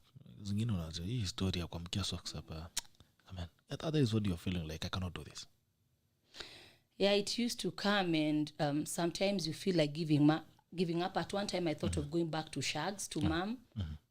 But then it was always my dream to live in the city, like to be Nairobi. But Nairobi life was hard. There are days we went without lunch. Tunasevio pesa ndio tukule dinner. And I think at that verge of giving up, I think you really have to be in accordance with yourself, that you don't miss that moment. My story is just to tell somebody with that little that you're doing, you know. When I went to Germany, for example, I used to clean toilets for 8 hours a day. I worked for a company where I woke up in the morning, dressed really good. I thank God nobody saw that I used to clean those toilets. Naingia job, and those who are at work atukwa majirani, so they never even knew. When I came in, I cleaned and I left. I went home. When my money came, it was clean money, good money. Hakuna mahali imeandikwa imetoka kwa choo. Atimeosha but nilikuwa najua tena staki tena kuosha hizi choo, nataka hata mimi mtu anioshe, you know. And I knew naosha choo, but this is not where I want to be. So I kept praying. I think my faith in God, believing in God so much, because he's my everything. My car behind is written really big, God is able. Yes. Yes. I'm a believer, and I think hiyo pia kuamini Mungu ni vizuri, pia kuamini naona Mungu yuko. Yeah, he's been there for me. Nilijua si kutaka kuosha, like there is no permanent situation. Niliosha for 2 good years, niliacha kuosha choo, and within 2 weeks I was working for Lufthansa. I had a beautiful uniform. Wow. Yeah, I could eat and dine with people that I always admired. And I think that journey could be for anybody who is watching this right now, that don't give up, that dream that you have, and always check around you, because sometimes you could be working somewhere na mdosi pia na kuangalia, like how do you work, do you appreciate those, wajua hizi vitu ndogo ndogo, because even that same boss could think, hey, niaje siwende shule, and then you get a better position. You can do something better. Yeah. Before we transit to Germany, how you got in there and what you were doing, the question is, like you were saying, there are points where you are not proud about what you're doing, and you could hide socks and all that, and there are people who are doing things. This is could lead them to, you know, and sometimes I've seen it also affects opportunities, because if someone today asks me what am I doing, I'll not say nauzanga socks. I would end the same story. Labda wewe mtalikuwa nataka socks, you know, ama zingine unauza ka socks na kaibu. So even the customer anasikia ni kama, how does it affect what you're doing? Is it possible to be proud of what you're doing, however mundane and however shameful it feels? Is it possible to be proud of it and get offer service in the best way possible? The moment you're ashamed of what you're doing, it means you're doing the wrong thing. It means you're not doing something that you want to do. That means you have to work on how you're going to get to the next level. Yeah, because the moment you get to a place, hata Germany watu wengi sana, when we get to events, kuna maybe sherehe mahali, people don't come saying ati they clean. I realize people, watu wanaogopa kusema they clean. But me, remember when I cleaned, of course I wasn't so proud nikitoka huko nje, because you know, I have Leah, Mimi, and my inner me, and I really find it's important that there is accordance with your wewe nje na your inner you, because hakuna venye utafurahisha watu when you go home, you just fall down in your closet, you cry, you're depressed. When you're in accordance and you love, I would say, if there is something you're doing right now and you're earning a living with it, be proud of it, because the moment you're proud, that haionekani vibaya sana. There are people who wash cars, and they look in Germany, I see some of them. There's one guy, when I come, he's always like, hi, nice to see you, you know. And I even forget at one time that anoshe guy, I just see his personality. Now that uzuri wake unajitoa, because ako pale akijua, this is what I'm doing right now. And funny enough, he'll be working for me from September. I'm going to employ him, because nimuuliza how much do you earn here? Akaniambia pesa yenye anapata. Nikaona the way he comes to me, I would like him to come to my customers exactly that way. Incredible. And it's because he's presenting himself really well, and he's proud of what he's doing. But kujificha si vibaya sana, ni kuonesha you are not comfortable, you need to work harder to get yourself out of that. So nzuri pia kujificha. Si jusa zingine kana kama kula unatupa socks kwanza jivanji. Alafu naingiza mfuko kwa mfuko nasema nilikuwa naenda hapa. Kuna mtu mwenye unajua, because I think people who know us are people who can really mess us. Ukienda kuuza, mimi nikianza kuuza socks Narok, nobody knows me there. Utauza socks yako rosa. Lakini ukiingia hapo inaitwa Kuria ama Migori. Yeah, what wanasema sasa alienda shule. I don't know, it's kind of embarrassing, but I think today anything that I choose to do, I'll do it proudly. Yeah. That's true. Mimi nikiuzanga vijiko, nilikuwa nikipatana na farmers kuna naambia nilikuwa na kasafari naenda hapa, nilikuwa nimeweka kwa bag.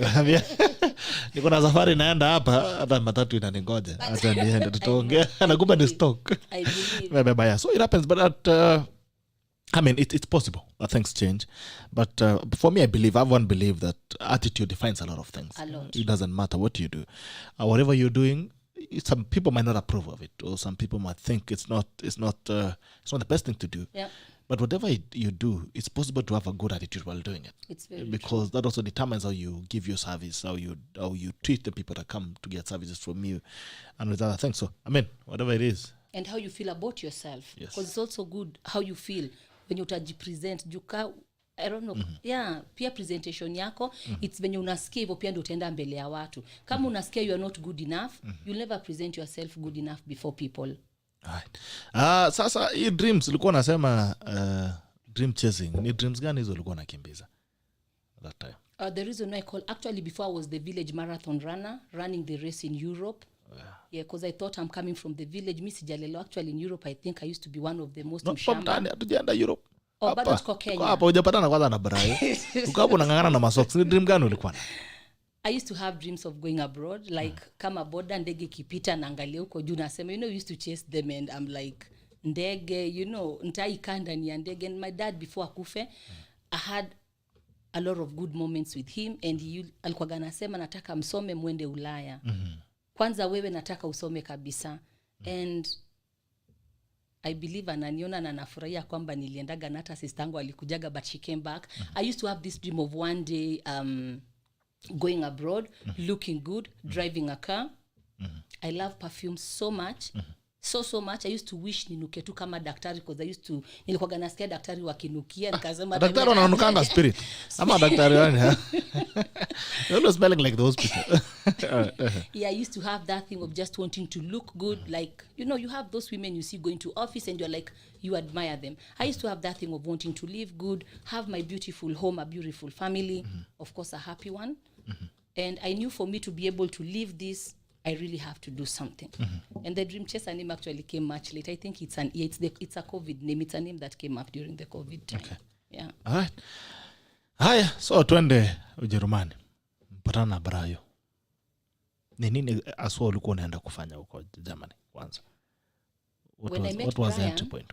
Aliniambia kuna program inaitwa au pair, you can go to Germany, you can work there as an au pair. Nikamwambia hata sijui. Akaanza but unajua Germany, nikamwambia kusikia, and sijasikia uzuri wa Germany because there are those many negative things you hear. Akaniambia niko na best yangu alienda huko akafanya au pair, saizi ameolewa, ana drive Prado. When I heard that I thought, after 1 year having that good life, umekuwa mheshimiwa, naendesha Prado. Nikasema maybe it's something for me, na nikamwelezea situation yangu venye nakaa, because we used to have a very small bed sitter in Pathway Ngong Road. A very shady, as of them days it's not somewhere I would want to bring anybody. So when he said I'll take over the cost, I see something in you and I think I could be able to help you. Are you willing to go to school? I was like, yes, why not? But the problem I had, I didn't know if you kama alinipenda, because there is something that I fear. That's going to nataka kunisaidia and then he'll be dating me. This fear I had. And if he ever gets to hear this, I would really say that I'm really, really grateful that he never took advantage over me. Ati ama despise it, ati juu amenisaidia nilikuwa nauza socks. Sasa I have to do everything that he wants me to do. He never at any one time. And through him nilijua kuna au pair kwenda agency, nikaambiwa hata kuna watu wanaondoka leo, kuna watu wametoka embassy wamepatiwa visa. Nikasema ya kumbe nezenda huko, and that's how it started. My process started from there. So ukaenda kukafanya nini haso? So ulienda shule ama ulienda kibarua? Nilienda shule. He paid my classes at the Goethe Institute. It was not even cheap, ilikuwa expensive. He paid my admission fee at Priska's place, the agency in Nut House. Them days walikuwa Nut House. He then bought me books. I remember he gave me 3,500 Kenya shillings. Akasema ndo nunue vitabu. Na every day I give you 200, so he gave me 500 to offset me for the first week for my lunch. And that was really good. But I never used to eat that money. I used to keep it nenda nakula home. Because I used to have a younger sister who was in college. Alikuwa nangoja niuze socks nilete do. So the first week hata sikumwambia ati siuzi socks. Akasema sales zimeenda juu. But I never told her. Penye niliona Brian ako serious, nikamwambia by the way, let me tell you there's something going on. Brian alitutembelea, nikamwambia hapa ndio nakaa. Akasema lazima utoke huko. You can't stay here. So I went to school. I finished my classes. I went to the embassy. I was 6 months older because there is an age limit. Wezi enda Germany tu kama upea. Nilikuwa nimepitisha kidogo, but the lady had mercy on me. I'd learned German. I'm a correspondent. I correspond French and Spanish. I love languages, and I think nilisoma haraka. So when I went to the embassy, I was able to convince her. The German that I spoke, akona higher. I think she's above average. Juu alifunga macho nikapatiwa visa despite the fact that I was 6 months older than the age limit ya kutoka Germany, Kenya kwenda Germany kama upea. Okay. Aya, so ukafika Germany? Yeah, I traveled. I remember na Swiss Air. Mama alinitafutia ticket because Brian alisema sasa ticket mamako anaweza kafanya. So I went home, I told my mom, akasema she didn't understand it. Everything was so fast. And I go to Germany. I left Kenya. I went to Germany. I got a family where I used to take care of a 3-month-old baby. And that's where I lived for the next 12 months. They used to be at work. Come evening, I go to school 3 times a week. And then after that, my visa was almost over. I left Germany. I went to the UK because learning German was not easy. And even the culture shock, everything was so hard. And I thought, let me try my luck outside Germany. But I never even stayed in the UK. It was even harder for me over there. Nikarutena Germany. I got married, I got a job, and I started Maisha. And 8 years later, I was blessed with a son. Oh, amen. So what are you doing in Germany now? Currently, I'm in the food truck industry. Okay, after getting my second kid, I went back to school. That's when I went to study correspondence, where I did German, French, and Spanish. And I got a job. I worked there for almost 4 years. And in this job that I worked is where I started the food thing. Because I have food trucks. I have 2 of them. We've ordered our 3rd one. I'm in food. I do fashion. And I remember it's in the company that I used to think, why do we all go to the mall to eat? Why can't I stop these people for lunch? And that's how I started with an email. Nikawaandikia could bring lunch on Friday. 10 people took it in. The next week tukaongezeka. Within a month tulingia 40 people. I couldn't carry the lunch on Friday, so I bought my first truck. So it was always down. Kwa building yetu, my truck used to be down. Na watu wa job na mimi niko kwa ofisi juu. So I used to wake up, prepare the meals. Na cha truck iko ready nenda ofisini. Lunch tunateremka kukula. 40 people, 50, 60. Job ikienda ikiongezeka. So I told my boss I need Fridays free. And then it went to Friday and Thursday and then Wednesday. And 2019 October I quit my job because I couldn't go to work twice. 3 times niko kwa truck. Na ni the same place like wananiona kila siku like naacha job kila siku ndio niuze food huko chini. So nikamwambia bwanangu, I think it's time for me to quit my job and just live the dream of my life which is food. Okay. Yeah. Wow. So now you're in the food industry in Germany. How is it doing? And what do you feel about the much you achieved there? For me to quit my job, we'd gotten a very good contract. I usually go for street food events. Okay. That's like an event where food trucks come and the people come in and you walk unatembea kwa barabara kulaga food kwa e-truck, different types of food. And in 2019 we had a very good deal in Switzerland. Hapo nilienda, I remember in about 5 days we had like 15,000 euros, but we were not sleeping. Ilikuwa ni kazi. Saile mnenda kulala, mna prepare for the next day. And I thought if I earn this much in this short time, why can't I quit my job and even earn more? Little did I know that 6 months later, COVID will come in. So tulifungiwa job, but the good thing is that I have trucks. Trucks were never closed. Because ilikuwaga click and pick. You go online, you order, you come to the truck, pick your food and go home. So I was safe, but haikuwa mob vile venye nilikuwa nafikiria. Tukasukumana, I did masks. I remember we did over 3,000 masks for the state. Tulipatiwa order na state to washone masks. So mask ikani push. For now, I can say it's moving again. Actually, I love it. Before I came to Kenya last week, I had a wedding of 120 guests and 25 kids. Yeah. And I would say it's not so bad, especially due to the fact that sina mahali nalipa rent, niko na hiyo truck. God amenifavor at the moment. I'm having locations where I don't pay water, no electricity. I did a video of a guy who really helped me. And I would say it's good. It's something that I love. It's my passion. I just love it. I love serving people. And you know, with food, when they eat, even in front of the trucks, like Wamameza, when they finish that direct compliment, like it was good, that happiness. You know, people eat, they laugh. hiyo furaha. I love it. Napenda kuona watu wakikula kama furahi. So what kind of food do you do? Yeah. Chakula gani unapika? We do different foods. We have a lot of chicken stews like with peanut, chicken in coconut. We do dengu, we do githeri, but the Jerumani githeri, I don't do this hard maize. Nimeshangaa kina Njoroge walifika lini huko. We do chapatis, but I don't do the chapatis myself because of time, so I get them done and I pay for them. Like I get them for €1 and I sell them for €3. Okay. Samosas, I have students. I work with students. I have students who come waneka samosa nyama, and then we freeze them. We usually have like, I also sell frozen samosas. And unapata we have like 1,000, 1,500 frozen samosas. Mtu akipiga simu, I want 50, 100. We just deliver. So samosas and chapatis hapo ni kazi ngumu, but there I got help. We also do rice. We don't, we do a lot of things. Beef stew. Okay. And Kila I have kitu. my spices. You have I your have a spices. spice line, yeah. Oh, okay. You're doing well. So since utoke, ukatoka Uganda Jerumani, ushaongea na nani? Ushaongea na Brayo? Sijampata. Na hiyo siku ulitoka hapo. Hujaiongea since you left Kenya. You never talked with Brayo. Okay, why?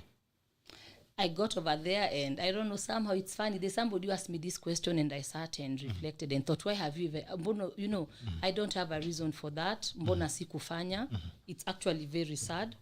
Because hapo ndio angefuatilia venye nilienda nikafika and how I think he could change kutoka Kenya, namba ya Kenya. I don't know. Somehow we just lost contact.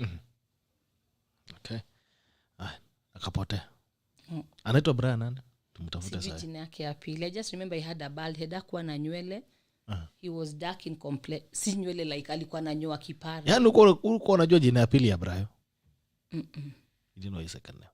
Okay. No. Sawa, Brian, wherever you are. If you are watching, there's a lady called Leah Mugure Dittmann. Nazo majina imekwenda. Leah Mugure Dittmann. If you know Leah and you helped her 15 years ago, years ago, right? Near 15 years ago, go to Germany. She's here. She's back in Kenya. She's been looking for you. So, or even after sharing this conversation, he has not reached out. Not yet. Okay. So many people have been writing like, mi ndio Brian, umenisahau. Ile pesa nilikupatia nirudishie. Ana mimi alikuwa na kipara. Mimi naenda kunywa kipara. Kesho nakuja mimi ni Brayo. Anyway, Brian, whatever your act of kindness has paid back. She is here. You can see the results clearly. And I hope if you can watch us this morning, you're going to try and reach out so that we can. I would love to have this story with the two of you. I believe we I want to know what motivated Brayo of all the people. See, Brayo na Makevo. So I don't want to know what motivated him, because people are so selfish these days. Whenever they give something, they expect an exchange. Like, I'm doing this, so I expect this. Really, for men and women. A man will be like, if I'm doing this for you, this is what I would expect from It's you. true. You know, I would expect back intimacy, respect this and this. That's how it operates. So I would want to know what really motivated Brayo to reach out and make someone who they are today. And I hope also their story and the intentions would mean something for someone. There's a guy here called Uko. Anasema, Gerald, I've tried the AU pair program for so long. Could Leah help me connect with an agency? Here in Kenya, I don't know anybody, but actually it's good he's asking this, because I would like to reach out to people who've inboxed me messenger wakaniambia mbona sisaidiani. I usually take au pairs. We are getting our 9th au pair mid-August. She's coming from Burkina Faso. I've never been taking Kenyan because I'm Kenyan. Nationality yangu ni hapa, so you're not allowed. Nimekuwa nikisaidia, and I think venye nasaidia pia Mungu anaona, because people ask mbona usaidiani, you just there, Brian alikusaidia.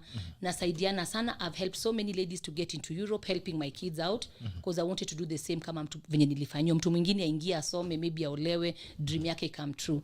Neza nikamwambia hapa Kenya I don't know anybody, but email address yangu, you can maybe leave my details, anaweza niandikia email, alafu neza nikamconnect with the agency that helps me to get au pairs to come to Germany. Okay. And maybe this guy can connect him to the au pair agency that he works with here in Kenya. Yeah. But here in Kenya currently I don't know anybody. And also another thing I would tell him is akwe very patient, because during my time tulingia watu wengi sana kama au pair and we never came back. You know, normally you have this return ticket, they expect you to go work for 1 year and you come back. And you can imagine hatukuwa irudi juu tuko wengi sana.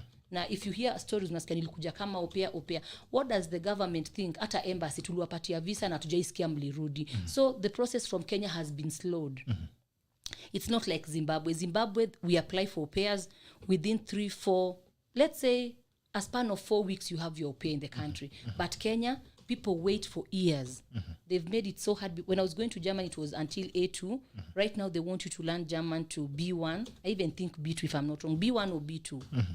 And they've made it really, really hard. A lot of people have given up with the exchange program. Maybe he can try also this voluntary service in Germany. It's also bringing in people, even I think better than au pair. Because au pairs tumekuwa wengi, and I think the trust has kind of gone down from the embassy side. Sawa.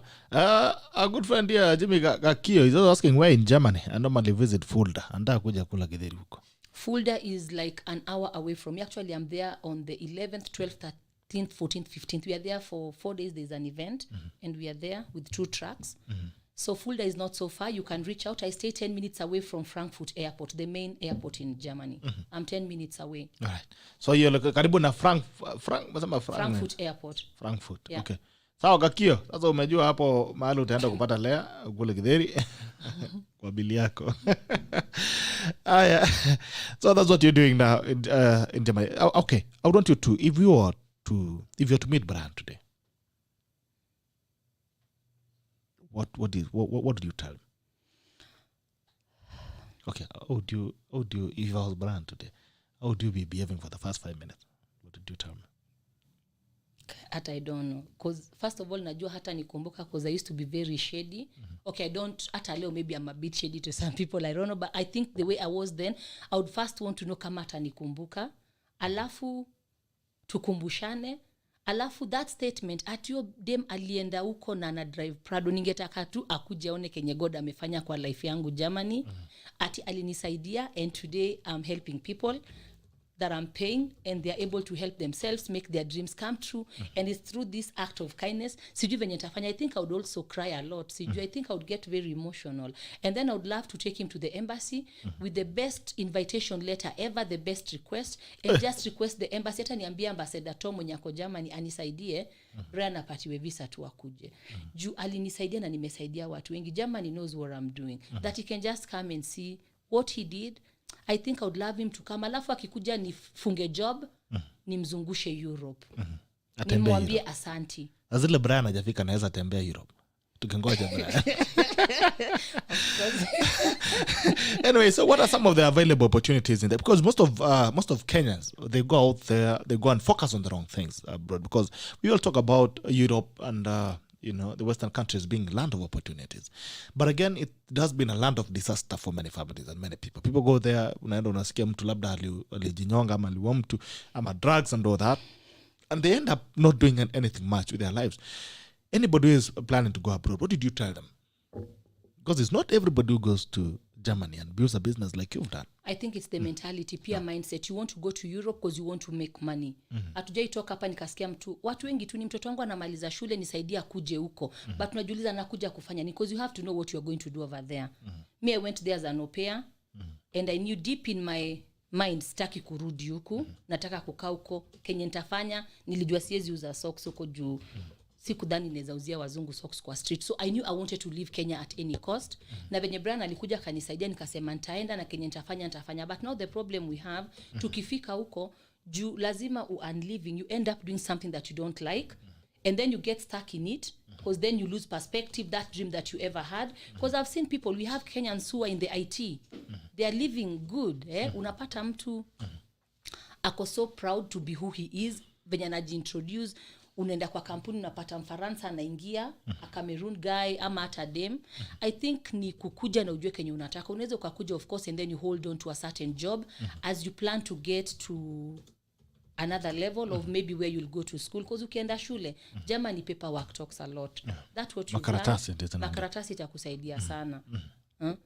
Neza nikasema jua kwa nini you want to leave Kenya. Because sometimes I even think, my brother who was here, he's been to Germany a lot of times, ametembea Europe, akikuja we have holidays, but hajai nipatia feeling he wants to settle in Europe. And why? Aliona akikuwa na mimi ni juu niko holiday, but I've also taken it to my hustle.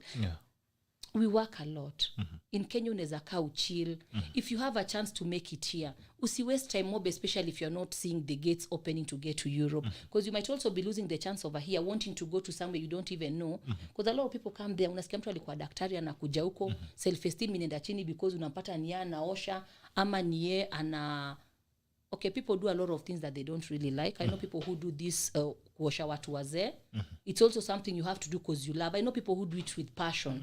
And there are people who do it but hajafurahi, kila siku amekasirika. Hata unashindwa, what are you doing over here? So you save basi pesa urudi home, because home you have identity, you have a status. Hata anaweza nyonga wazee wenyewe bure. Yeah, I think nezambia to know why you want to come to Europe, because if you don't have, as in to go abroad, if you don't have a reason enough, and also pray, do you believe kama ni Mungu amependa uende Europe, ata kufungulia mlango, you'll meet that person kama mimi, ama that chance usikie kuna watu wanachukuliwa hapa, and then you get yourself out. But there are people who are happier here than over there, and there are people who are coming back. Yesterday I had dinner in Riruta. There's a guy who was in the States for 17 years. He's back. Amefungua car wash and a restaurant and a kinyozi in the same place. Alinita niangalie what he's done. And I'm proud of him. Nikamuza, would you like to go back to the States? Ni citizen. Akaniambia, I don't think so. Why? The hassle is too much. Here neza kaa, ni meditate, nisome. US ni kazi. So I would say just know why. If you can be able to raise maybe capital and also have the right mindset here, you can also make it here. But if you really feel like I felt you have to go abroad, then work towards that. Tafuta nani anaweza kukupatia the right tip, alafu I believe you'll find your way out if that's the dream that you have. Okay. So someone is already outside the country. What are some of the opportunities they can explore, and what kind of an attitude do you need to have there to be successful? Once you're ready, people who are already there. Yes, kama uko tayari pale. Positivity is key.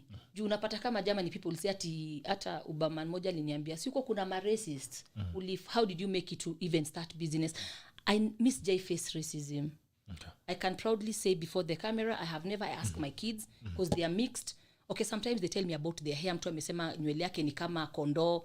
Nawaambia it's okay, juvai kofia. Winter they wear the beanies, you don't have to because hiyo nywele Tairo kuna kofia. Yes.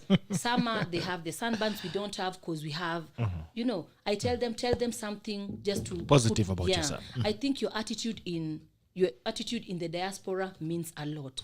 The people around you mean a lot. Hakuna venye utakuwa na watu, maybe that eagle, na hutajua when ni eagle if you're always hanging around with chicken. You know, they're all feeling safe in something that they've not even, you've not ujafika mahali and you're feeling comfortable with them. I would say ka peke yako kwanza ukiwa hiyo diaspora, because diaspora kuna chances pia. Those people are not that bad. If you have the right people around you, and you know this is what I want to do, anza. Sometimes we are forced to go so much behind. Unaambia lazima uanze shule tena, unashindwa si nilikuwa shule Kenya hata nikamaliza, nikagraduate, but because you want to maybe change your career path, you have to start afresh again. Maybe sometimes just think, okay, nikistart afresh, nitarudi nyuma kidogo, but after 5 years or 3 years, nitakuwa mbali kuliko if I don't start. Okay. All right. Naona Rona Chonginia amefika hapa. Anasema daring abroad. Asante sana. Thank you, Rona. It's good to see you. So, do you see yourself coming back here to settle here? Or do you want to settle there? You want to live in Germany? Okay, I'm married to a German and he's very comfortable in his country. And I'm a believer. The Bible says bibi ataacha, msichana ataacha mama na baba ataenda kwa Bwana. So at the moment niko kwenye Mungu alipenda nikue. And I've never sat and kama size, you know, I told you I just quit my job an year ago. Sijakaa nikaanza sasa kuona nikirudi because narudi kudu. See, I'm seeing what is happening over here and I'm seeing what I'm doing over there. Yes. And I think at the end of it all, it's also about where I'll be happy and comfortable. My kids are going to school. Amani is 13, Simon is 10. Pia lazima nifikirie watoto wangu. So as per now, niko salama sana. I love Germany so much. I adore the country. Niko huko. But bwanangu akiretire, nione hafurahi sana kukua huko. Maybe we can be doing like a switch of thing. Tunakuja tunakaa Kenya, ama nitarudisha nationality yangu ya Kenya. I give back the German passport so that he's also like he can be in Kenya. So we stay over there in winter, in summer we come back. I don't know. Unakuja kuota jua. But for now I think sijafikiria sana. Na watu wengi wana mess pia uko lazima nirudi nyumbani. So hata jama niwezi ukakula vizuri juu nafikiria venye utakuja kukula vizuri hapa. Forgetting that hiyo time inapita. That's part of your life. That's your journey. You have to make the best out of it. Also in the diaspora as you way to relocate. People miss it out a lot too. Because they are chasing something else, because their mind is elsewhere. All right. I want you to talk also to young people. What did you tell young people who are trying to make a life? Poor. Believing in themselves. They should believe in themselves. Wako na jani mrefu sana.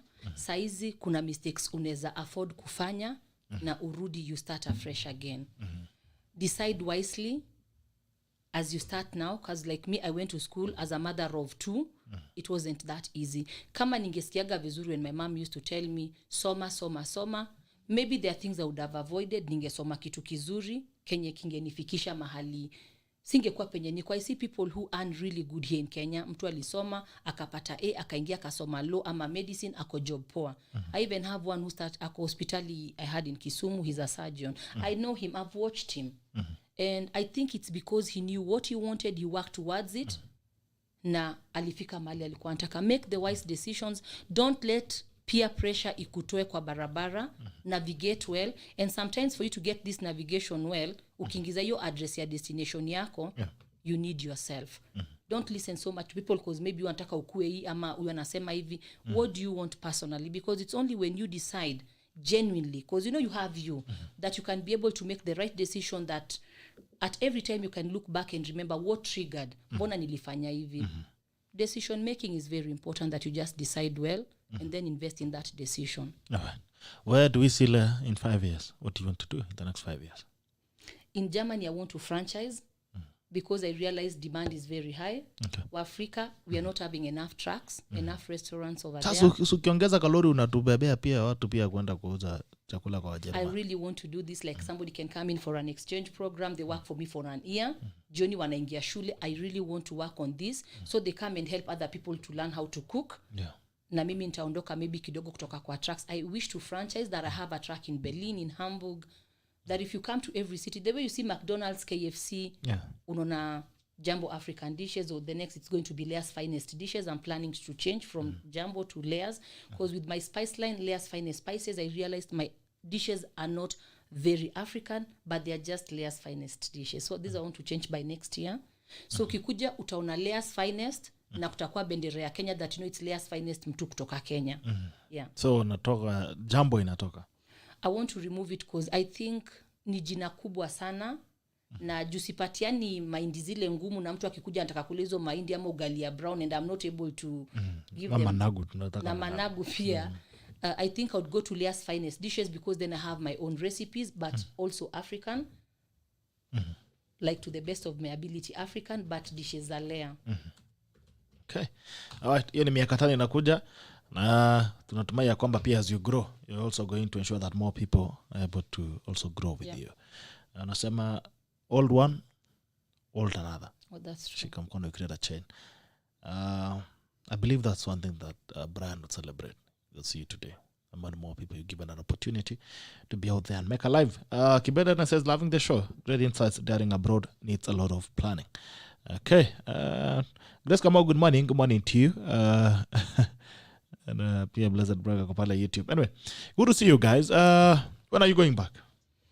I came in for 5 days. Okay. I'll be leaving after Kesho. All right. Yeah. Bado niko kidogo. I'm doing a bit of shopping for our next track, Makalabash, a bit of African deco, and then I'll prepare to leave. Ah, nice. So umekuja pia kuchukua calabash huko nyumbani. Yeah. Very good. That's good. So I mean, somehow at the end of the day, someone is going to benefit from your business. So you want to wish all the very best. We want just to also tell you that your story inspires a lot of us who have had a journey. And I don't think there's more incredible thing in life than to have a story. Yeah. I mean, you cannot buy it. You cannot buy your story. You cannot buy an experience. So I want to celebrate you for having a story. Thank you so much. And for having a story, and actually it inspires a lot of us who have also gone through things in life. You're trying to build something.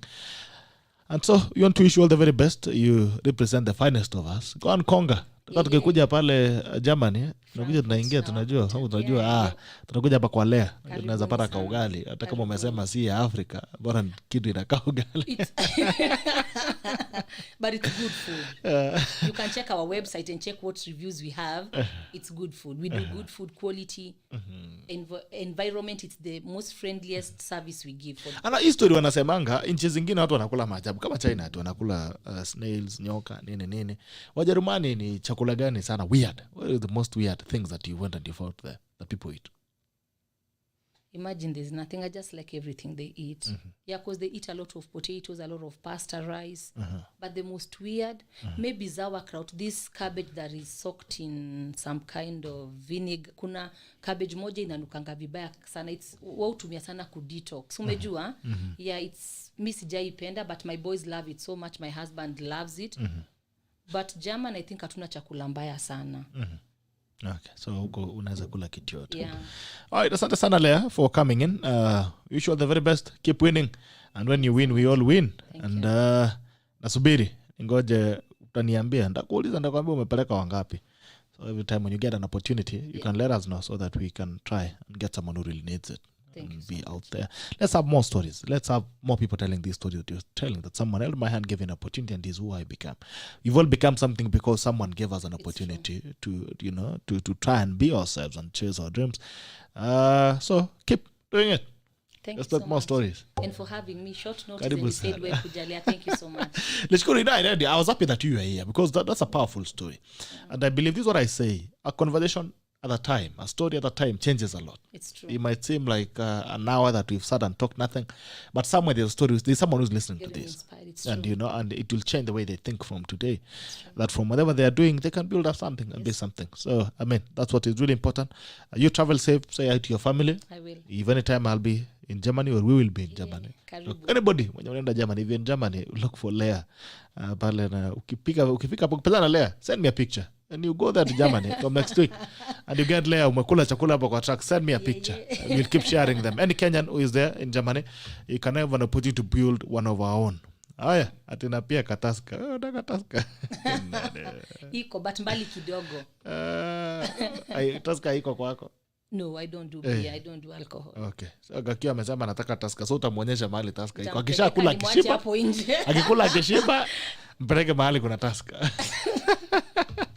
So, unless you have any parting message. To my viewers, thank you so much. And I believe if this wasn't your story, share it. I'm very sure there is somebody else will get inspired. Let's try to hold one another, tukimotivatiana and inspiring each other. And thank you so much for tuning in. Asante sana, thank you. And Brian, again, we're still looking for you. Brian, mahali huko nasikia ulikuwa na kipara na watu wasinyoe kipara. Tafadhali. Unajua kuna watu wananyoa kipara kuja sema ndio mimi ni Brian nimefika. We're still looking for you, and because I know there will be one message you'd want to hear, and this will be a testimony you'd want to see. And it should be a proof to a lot of us that sometimes when you do something for someone, you do not just done it for that time. It changes the path and the direction of all their lives. So Brian, wherever you are, may God bless you. May God give you more. And this is one story you don't hear again. And many other of us who are out here, other Briars like us, tuko hapa nje. Tafadhali tusaidie watu tukisha kwamba wanaweza fika mahali pazuri. It's been a pleasure having you guys. This has been the Commoncents edition, proudly brought to you by Rex Roofing. Proudly brought to you by Rex Roofing. Construction 101 by Rex Roofing. Tumekuwa na Tairo, engineer Martin Tairo. Rex Roofing, roofing your world. Quality roofing shingles, stone coated iron, it's a stone coated tiles, water harvesting gutters, na pia waterproofing membrane. Until tomorrow on State of the Nation, see you. This has been the Tackle Commoncents edition, and it ends now. Bye-bye. Take care.